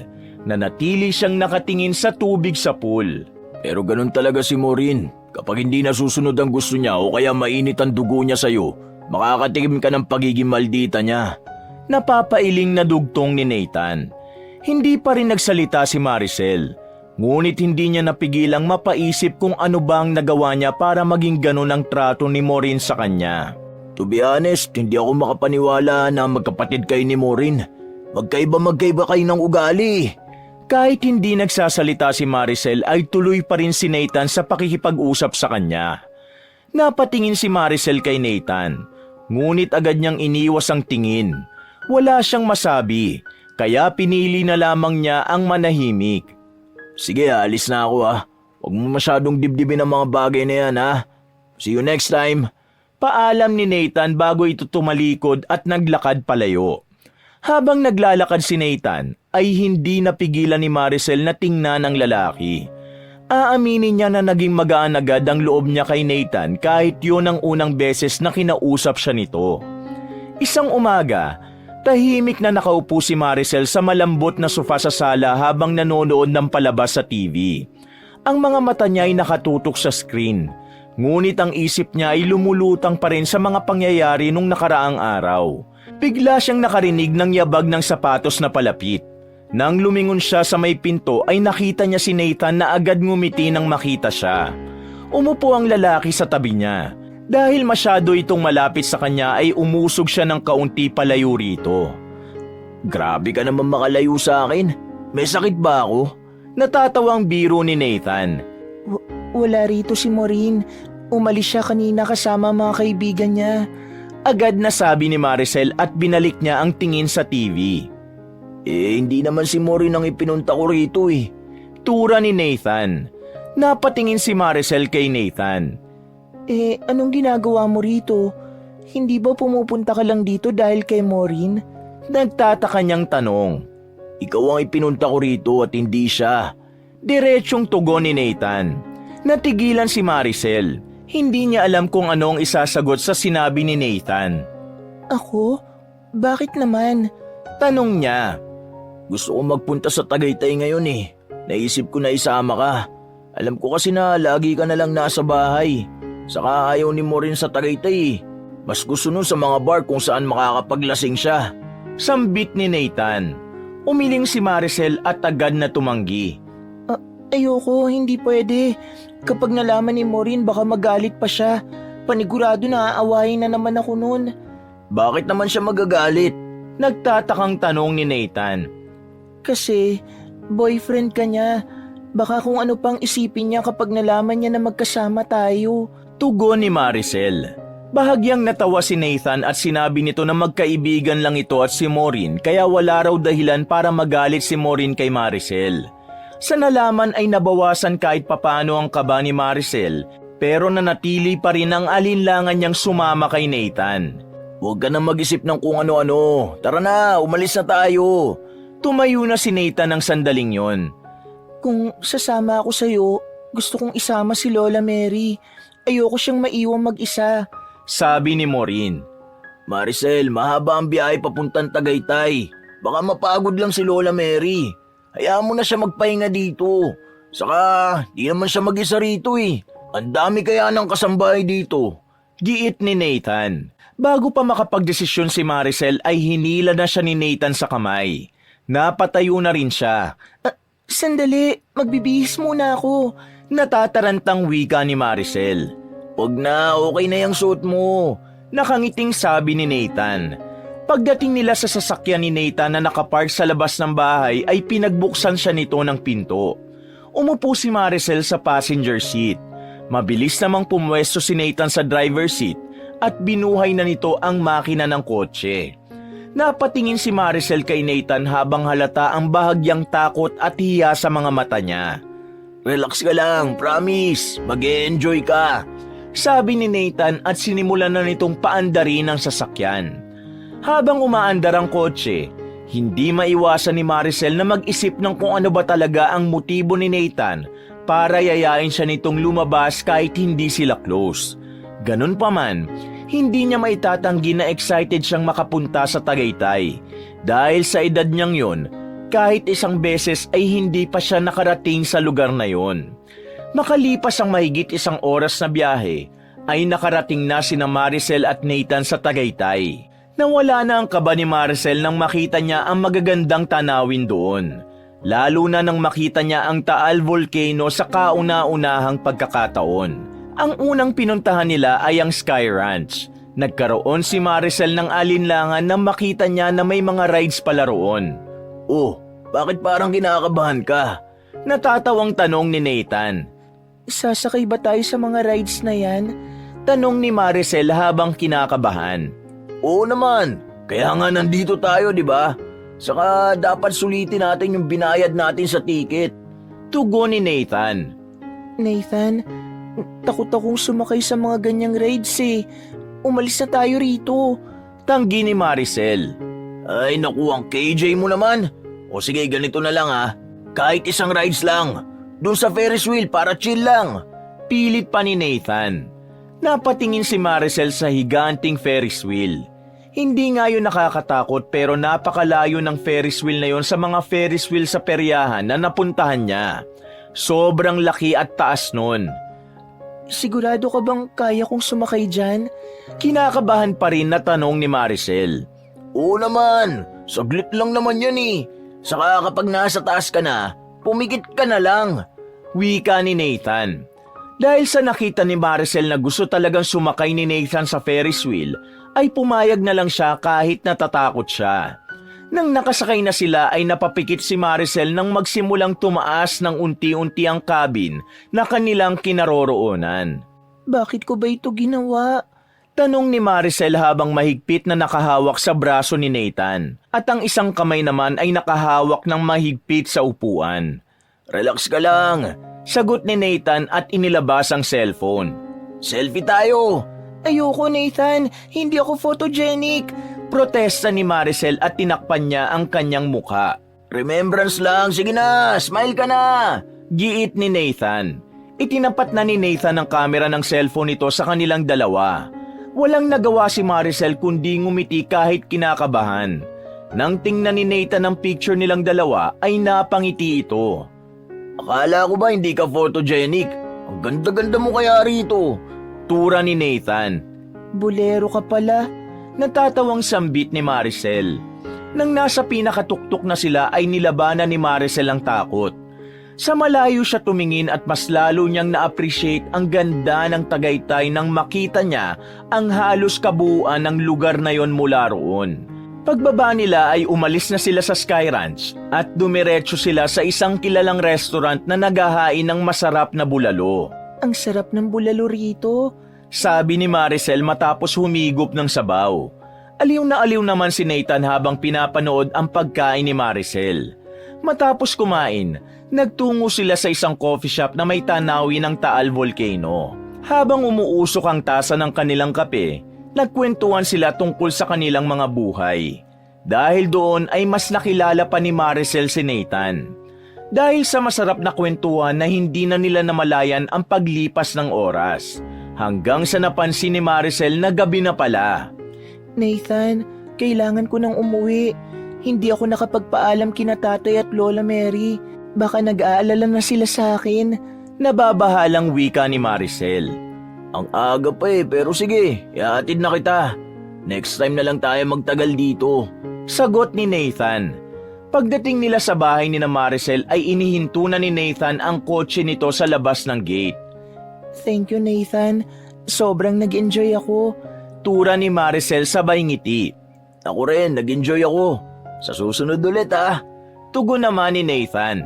Sa pagbaba ni Maricel ng kotse ay hinintay muna niyang makaalis si Nathan bago niya binuksan ang malaking gate ng kanilang bahay. Pagpasok ni Maricel sa bahay, sinalubong siya agad ng nag-aalalang mukha ni na Lola Mary, Alvin at Glenda. Maricel, saan ka ba galing? Kanina pa kami nag-aalala sa'yo ah. Tanong ni Alvin matapos yakapin si Maricel. Tinatawagan ka namin pero hindi ka namin makontak. Dagdag ni Glenda habang hawak ang cellphone nito. Napalunok si Maricel. Nais niyang sabihin na magkasama sila ni Nathan, ngunit bigla siyang nagkaroon ng takot na baka malaman yun ni Maureen at magalit ito. Namasyal lang po ako sa mall. Tapos, nanood po ako ng pelikula sa sinihan. May sira na rin po kasi ang cellphone ko eh. Minsan nawawalan ng signal kaya siguro hindi niyo ako natawagan. Paliwanag ni Maricel, ngunit hindi siya makatingin ng diretsyo sa tatlo. Bukas bibili na tayo ng bagong cellphone mo. Pero next time, magpapaalam ka na sa amin kung meron kang pupuntahan, ha? Talagang nag-aalala kami sa'yo eh. Tura ni Alvin. Sorry po, Tay, kung pinag-alala ko kayo. Pero okay naman po ako. Pasensya na po talaga. Nakayukong paghingi ng paumanhin ni Maricel. Nang tingnan ni Maricel si Lola Mary ay tahimik lang ito at matiiman tingin sa kanya. Ramdam niya na tila alam ng lola niya na hindi siya nagsasabi ng totoo. Sa tagal nilang magkasama, alam na talaga nito kapag nagsisinungaling siya. Nagpaalam na siya sa tatlo at sinabi niya na gusto niya nang magtungo sa kwarto dahil inaantok na siya. Umakyat na si Maricel sa kwarto at nagpalit ng damit. Umupo siya sa gilid ng kama at hindi niya maiwasang mapangiti nang maalala ang mga ginawa nila ni Nathan sa araw na yon. Mahimbing na natulog sina Maricel at Lola Mary ng gabing yon. Kahit paano ay nagpasalamat si Maricel na hindi na siya kinausap ng lola niya kahit alam niyang ramdam nitong nagsisinungaling siya kanina. Subalit ang tahimik na gabi ay nagambala ng malalakas na pagkatok sa pinto ng kanilang silid. Tila galit na galit ang kumakatok at parang nais na nung sirain ang pinto. Nagising si Maricel at nagtaka siya kung sino ang kumakatok sa kwarto nila ng ganong oras. Sunod na nagising si Lola Mary. Binuksan ni Maricel ang night lamp na nakapatong sa lamesa sa tabi ng kama. Sino kaya ang kumakatok ng ganitong oras? Ang lakas naman niyang mambulahaw. Inis na tanong ni Lola Mary dahil naputol ang masarap na tulog nito. Hindi ko rin po alam. Ako na po ang titingin, Lola. Tugon ni Maricel.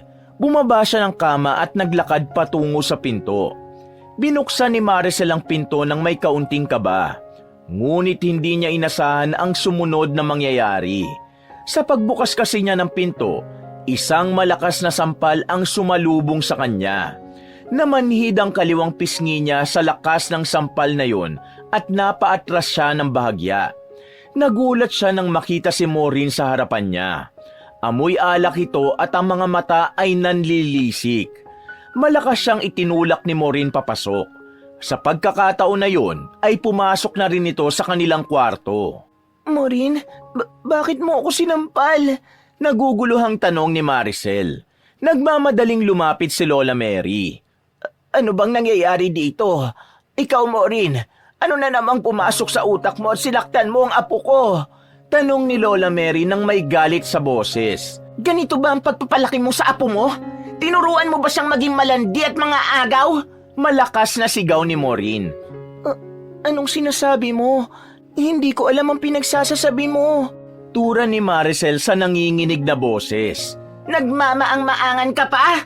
Bulyaw ni Maureen at inilabas nito ang cellphone nito. May ipinakita ito roon at doon ay nakita ni Maricel ang litrato nila ni Nathan habang nakasakay sa Ferris wheel. Napalunok si Maricel. Ang larawan ay malinaw na kuha mula sa cellphone ni Nathan at in-upload ni Nathan sa social media account nito. Ngayon mo sabihin na hindi ka malandi, Maricel.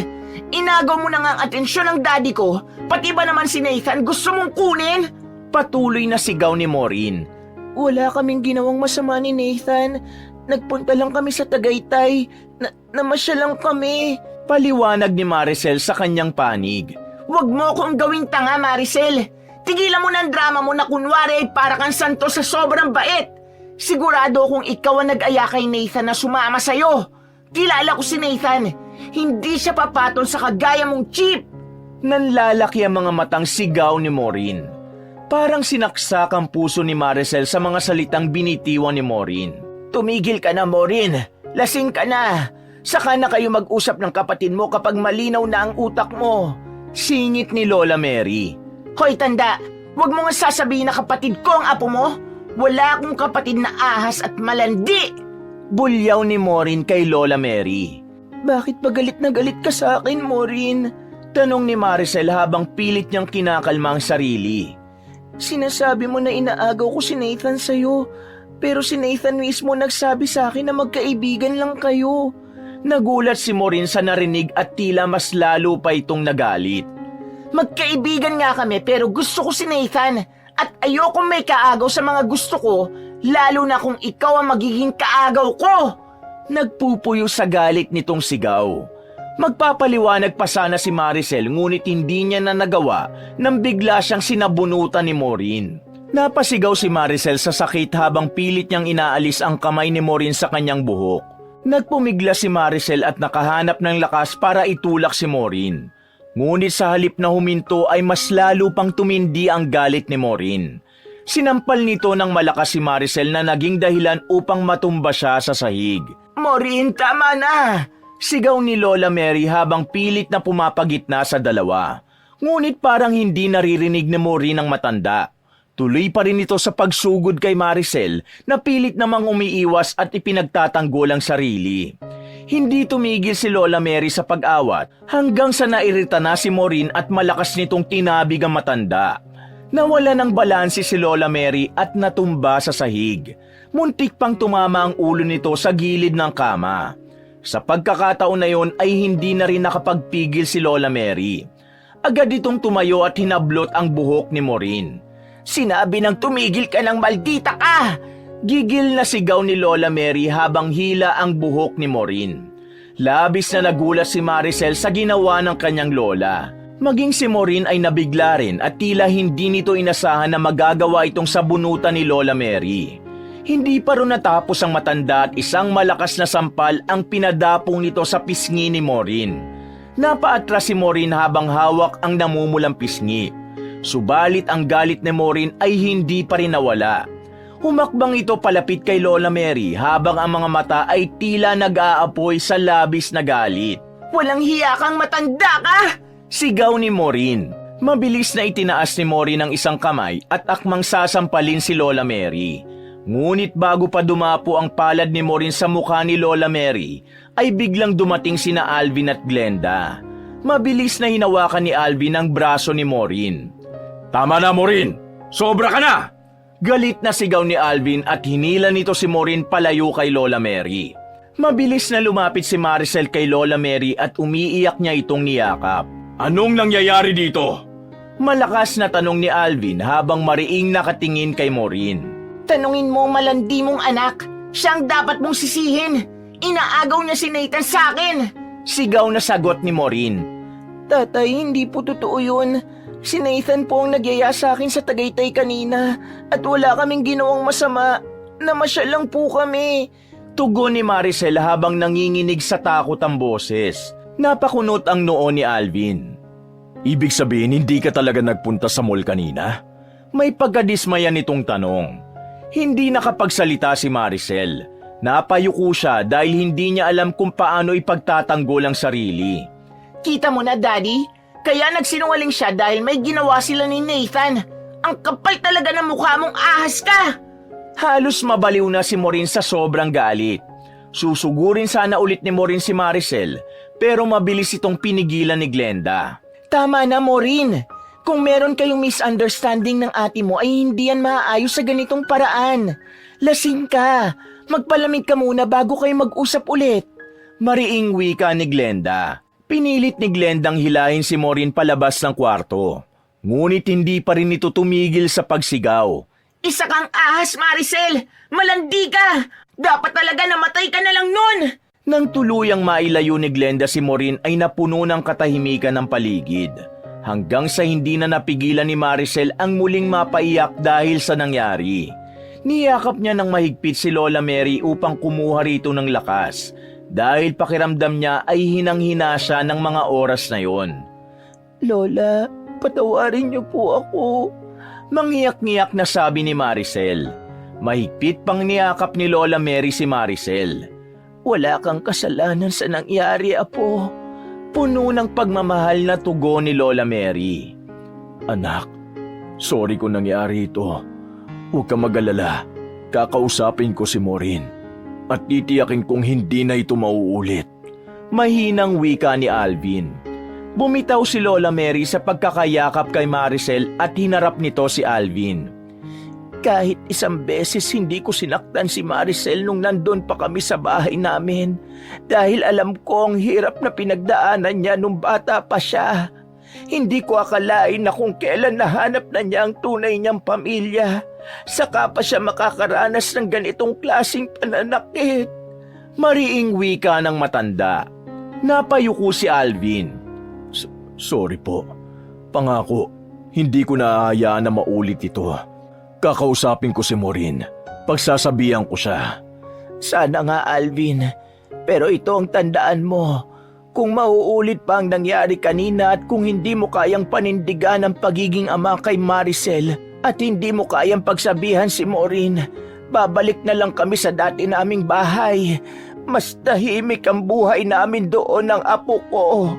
Nanginginig sa galit na banta ni Lola Mary. Tumango na lamang si Alvin habang nanatiling nakayuko. Muling niyakap ni Lola Mary si Maricel. At sa pagkakataong yon ay may parte ng puso niya na gusto nang bumalik sa dati nilang bahay. Kaya lang, pinipigilan naman siya ng kagustuhan niya na makasama ang kanyang ama. Simula ng gabing yon ay nagpasya si Maricel na umiwas na lang kay Maureen, hindi dahil sa takot, kung hindi dahil sa masakit na katotohanang kailanman ay hindi na sila magkakasundo ng kanyang kapatid. Sa kabila ng kagustuhan niyang maging maayos ang kanilang relasyon bilang magkapatid, mas pinili niyang katahimikan kaysa makaranas ulit ng pananakit mula kay Maureen. Sa bawat pagkakataong magtatagpo ang kanilang landas sa loob ng bahay, ay agad na umiiwas si Maricel. Lumalayo siya kay Maureen o kaya ay nagkukulong siya sa kanyang kwarto. Hindi lamang si Maureen ang iniwasan ni Maricel, maging si Nathan ay iniwasan na rin niya. Sa tuwing nagpupunta si Nathan sa bahay nila ay agad siyang pumapasok sa kanyang kwarto at nananatili siya ron hanggang sa makaalis na ito. Kahit masakit para sa kanya na gawin yon dahil ramdam niya na unti-unti na siyang nagkakagusto kay Nathan, ay mas pinili pa rin niya na iwasan na magkaroon ulit ng pag-aaway sa pagitan nila ni Maureen. Kahit si Maricel ay nagtataka kung bakit gano'n na lang siya kabilis na nagkagusto kay Nathan. Ngunit alam niyang hindi niya maaaring ituloy ang damdamin na yon, lalo na't alam niya na yon ang mas lalong magpapalala ng galit ni Maureen sa kanya. Kaya habang hindi pa malalim ang damdamin niya para kay Nathan, ay mas pinili niyang pigilan yon. Isang umaga, naisipan ni Maricel na maglakad-lakad at pumunta sa park na malapit lang sa kanilang bahay. Matapos magpaalam kay Lola Mary, agad siyang lumabas. Ang gusto niya ay makahanap ng katahimikan kahit sandali sa gitna ng magulong kaganapan sa kanyang buhay sa mga nakalipas na araw. Malapit lang ang park, kaya naglakad na lang siya. Pagdating sa park, pumili si Maricel ng bench na malapit sa puno at umupo. Hinayaan niyang maglaro sa kanyang isipan ang mga alaalang nagdulot ng lungkot at pasakit sa kanya. Mula sa masasakit na salita ni Maureen hanggang sa pagpigil niya sa nararamdaman niya para kay Nathan. Sa gitna ng pag-iisip ni Maricel, ay bumilis ang tibok ng puso niya nang makita si Nathan na palapit sa kinaroroonan niya.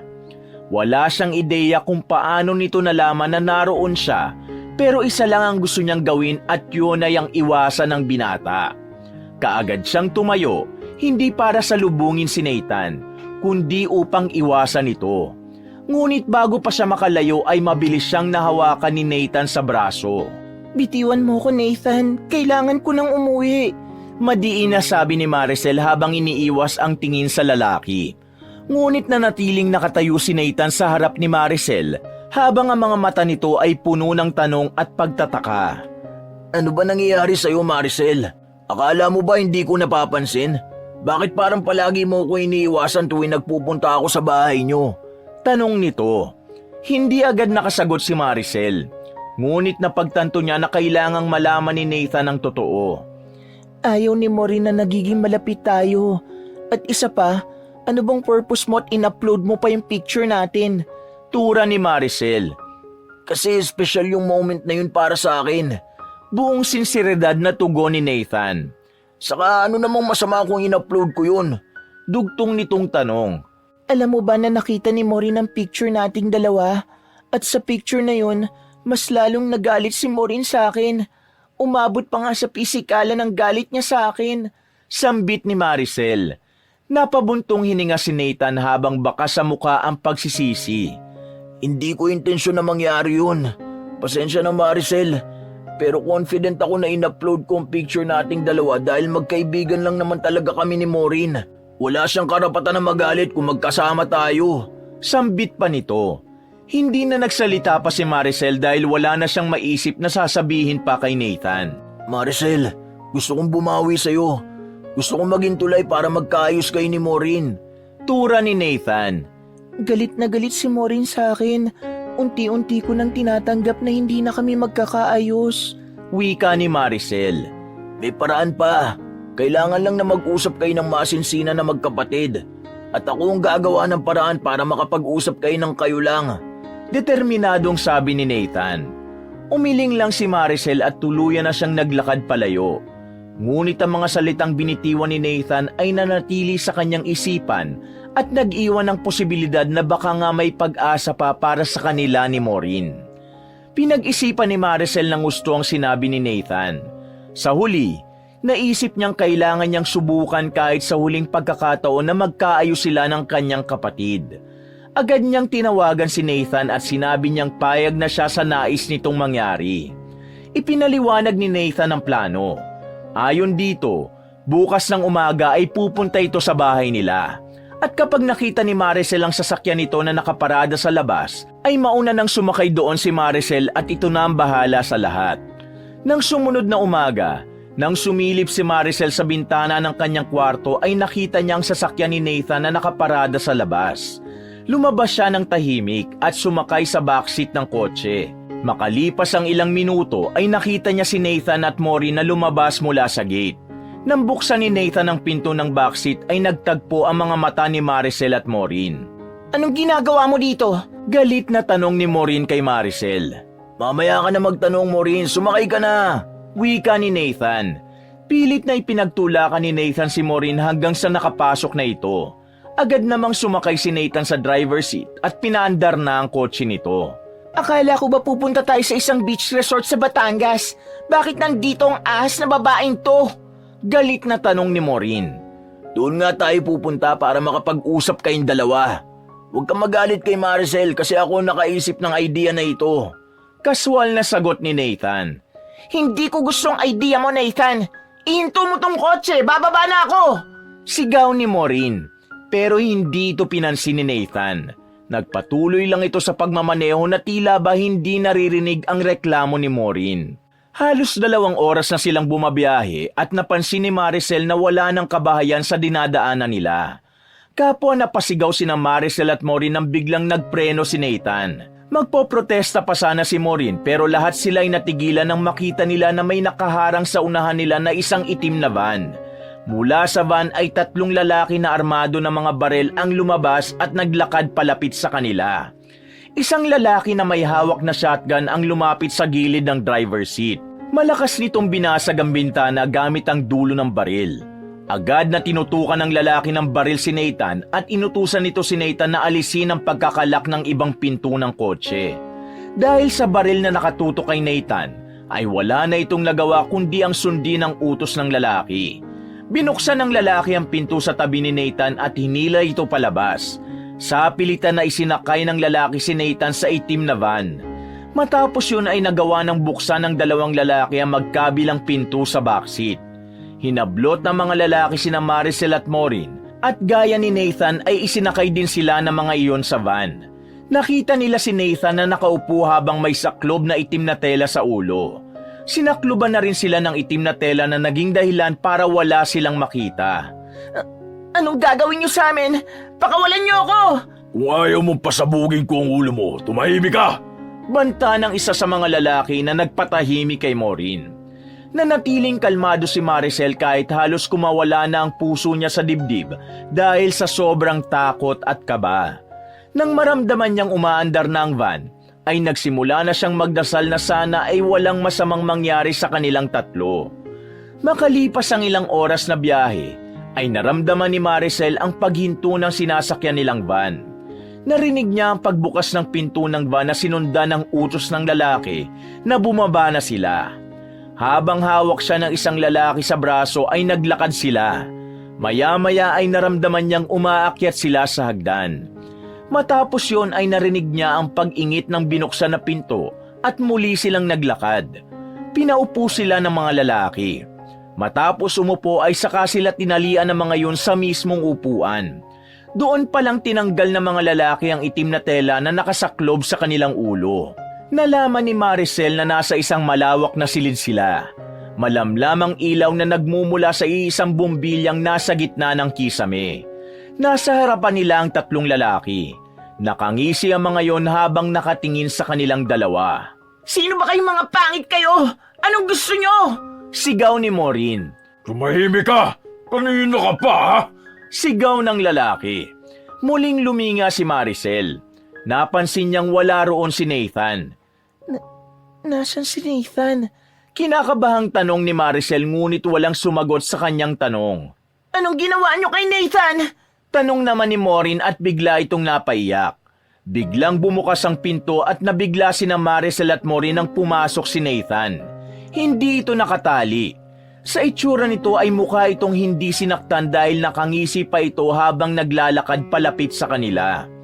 Huminto si Nathan sa harapan ni na Maricel at hindi pa rin naalis ang malaki nitong ngisi.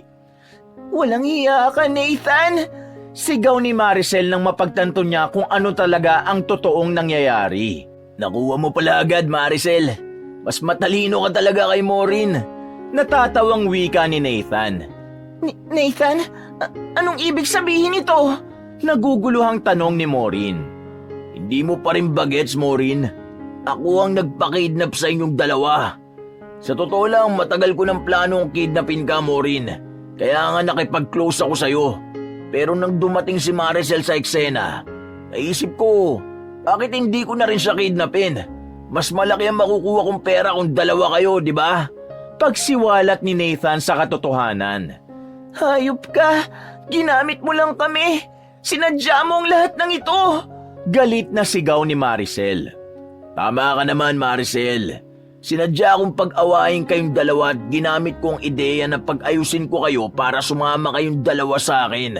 At tignan nyo, nagtagumpay ako! Sabi ni Nathan sabay tawa ng malakas. Pera lang pala ang gusto mo. Pwes tawagan mo na si Daddy para makaalis na ako sa lugar na ito. Tura naman ni Maureen. Sino may sabi na makakaalis kayo rito? Sa oras na makuha ko ang pera kay Alvin, papatayin ko na kayong dalawa. Hindi ko hahayaang makapagsumbong kayo sa mga pulis. Malademonyong ngumiti si Nathan sa kanilang dalawa. Halos magdilim ang paningin ni Maricel sa narinig. Nanginginig siyang napasandal sa upuan. Hindi siya makapaniwalang ang lalaking pinagkakatiwalaan nila ay siya palang magiging dahilan ng kanilang kapahamakan. Makalipas ang ilang sandali, ay lumabas muna si Nathan. Halos ilang minuto rin itong nawala bago ito muling bumalik habang hawak ang isang cellphone.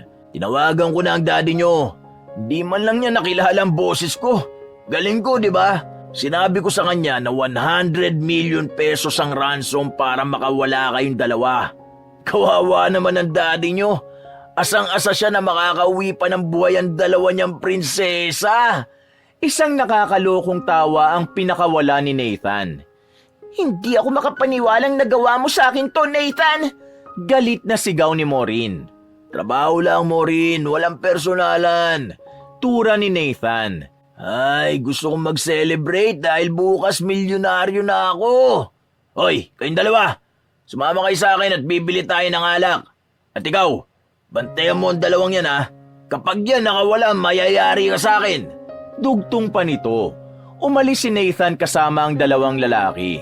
Agad na tumingin si Maureen kay Maricel habang galit na galit. Ikaw ang malas sa buhay ko! Simula nang dumating ka sa buhay namin, puro kamalasan na ang nangyari! Sigaw ni Maureen kay Maricel. Tahimik lang si Maricel. Hindi niya pinansin ang mga binitiwang salita ng kapatid. Sa halip, pinilit niyang ituon ang kanyang pansin sa pagpapaluwag ng tali sa kanyang mga kamay. Ang bawat segundo ay mahalaga at alam niyang wala silang oras para magsisihan. Bakit hindi ka nagsasalita dyan?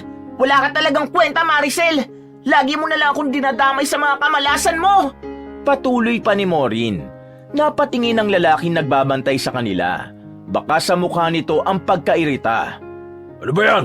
Ang ingay nyo Lalabas muna nga ako at baka mabingi ako sa bunganga mo.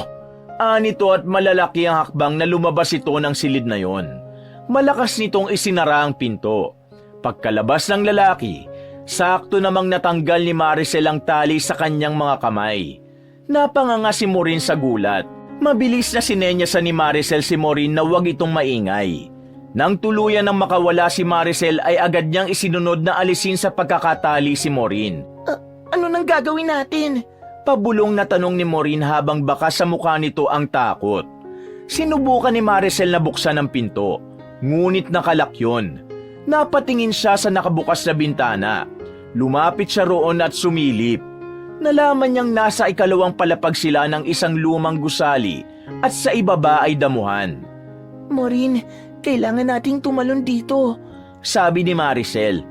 What? Ayoko. Baka mabalian ako ng paa dyan. Mariin na tutol ni Maureen. Damuhan ang nasa ibaba. Isa pa hindi yan sobrang taas. Mas mabuti nang mabalian tayo ng paa kaysa patayin tayo ni Nathan. Tura ni Maricel.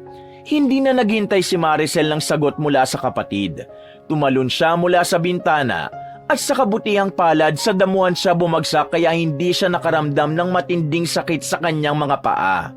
Agad niyang tiningala si Maureen. Tumalon ka na, Maureen. Pigil na sigaw ni Maricel. Nanatiling nakaupo sa gilid ng bintana si Maureen. Hindi ko kaya, Maricel. Natatakot ako. Tura ni Maureen. Maureen, kailangan mong tumalon na. Baka bumalik na sina Nathan. Kulang na lang ay magmakaawa si Maricel kay Maureen ng sandaling yon. Hindi ka ba nakakaintindi? Hindi ko nga kaya eh. Halos maiyak na si Maureen. Napabuntong hininga si Maricel hanggang isang ideya ang naisip niya. Alam mo, Maureen, masyado kang makasarili. Kahit siguro kahit kailan hindi kita nakasundo. At alam mo ba, hindi ka naman talaga maganda eh. Maputi ka lang kaya mukha ka maganda. Ang dry pa ng buhok mo parang walis tingting. At ang hininga mo sa umaga, Diyos ko, nakakamatay. Pero ang pinakamalala, ubod ka ng maldita. Kahit si Satanas walang binatbat sa kasamaan mo.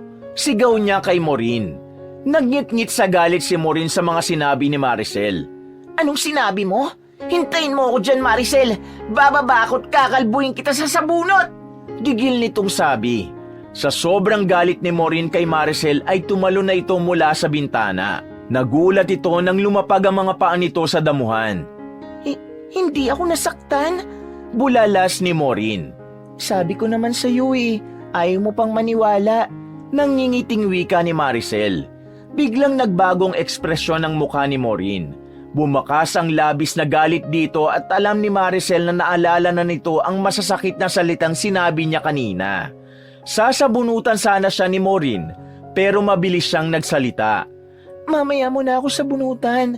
Unahin muna natin ang pagtakas. Pigil ni Maricel sa kapatid. Tumango si Maureen at magkasabay silang tumakbo papunta sa talahiban. Nagmamadali nilang tinahak ang makapal na damo hanggang sa narinig nila ang malakas na pagsigaw sa kanila ng lalaking nagbabantay sa kanila kanina. Napalingon sina Maricel at Maureen at nakita nilang itinutok nito sa kanila ang hawak nitong baril. Sa pagkakataon na yon ay hindi na inisip ni Maricel ang kanyang sarili. Iniharang niyang sarili kay Maureen at kasunod noon ay pumailan lang ang isang malakas na putok ng baril.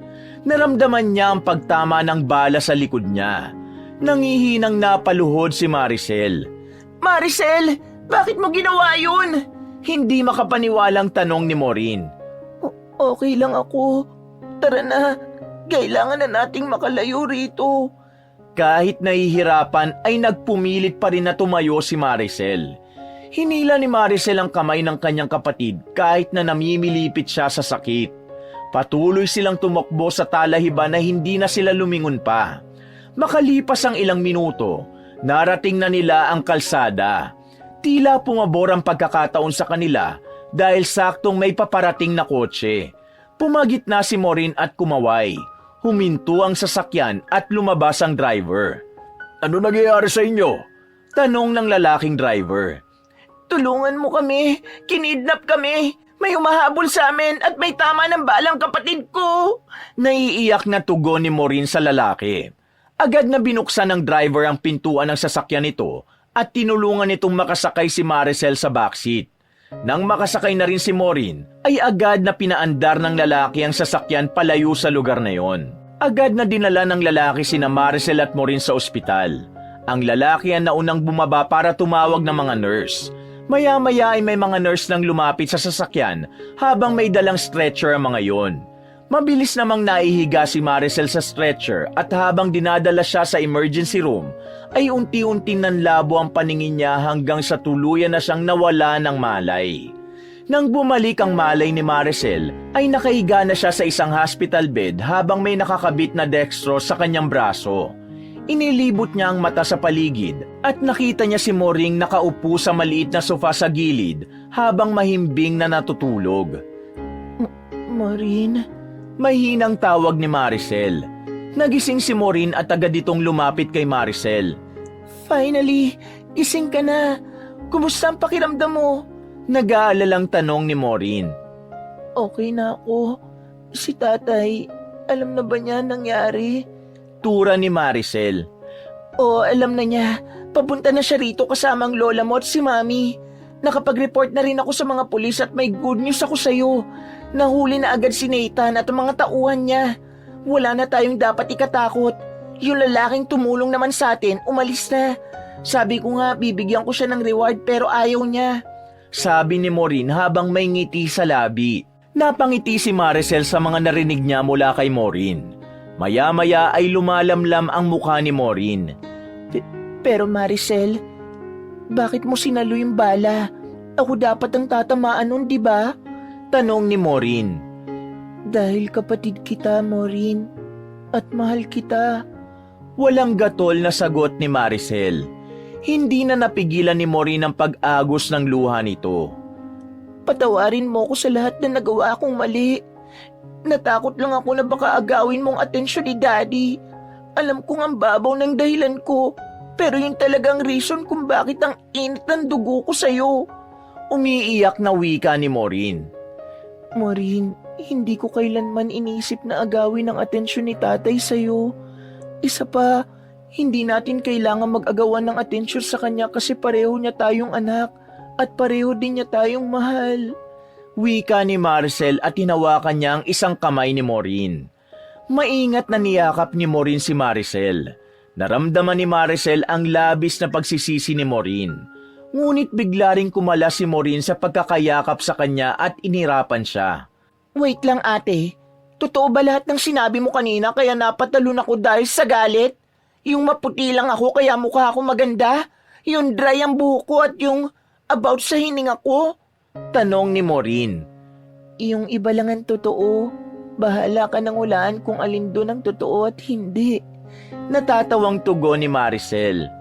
Pero in fairness, effective ang ginawa mo kasi napatalon talaga ako. Tura naman ni Maureen. Nagkatawanan silang dalawa at muli silang nagyakap. Hindi na rin napigilan ni Maricel ang kanyang mga luha. Pero yun ay luha ng kasiyahan. Sa kabila ng lahat ng hirap at panganib na pinagdaanan nila, alam niya na nangyari yun upang tuluyan na silang magkaayos ni Maureen. Pagkatapos ng lahat ng nangyari, ay tuluyan ang naging maayos ang samahan ni na Maricel at Maureen. Matapos mahuli si Nathan at ang mga tauhan nito, ay mabilis na naisara ang kaso laban sa mga ito at nakatiyak sina Maricel na hindi na makakalabas sa kulungan sina Nathan. Tuluyan ang naging masaya si Maricel sa buhay na meron siya. Bumalik siya sa pag-aaral at kumuha siya ng isang business course upang mas maunawaan niya ang pagpapatakbo ng kanilang negosyo. Labis namang nasiyahan si Alvin nang makita nito ang pagkakaayos ng dalawa nitong anak. Naglaan na rin ito ng mas maraming oras para kina Maricel at Maureen at tiniyak nito na hindi na muling magkakaroon ng puwang ang selos at alitan sa pagitan ni na Maricel at Maureen. Nabuhay silang lahat ng may pagmamahal, paggalang at respeto sa isa't isa. Sigurado sila na anumang pagsubok ang dumating sa buhay nila, ay haharapin nila yon ng magkakasama. Wakas!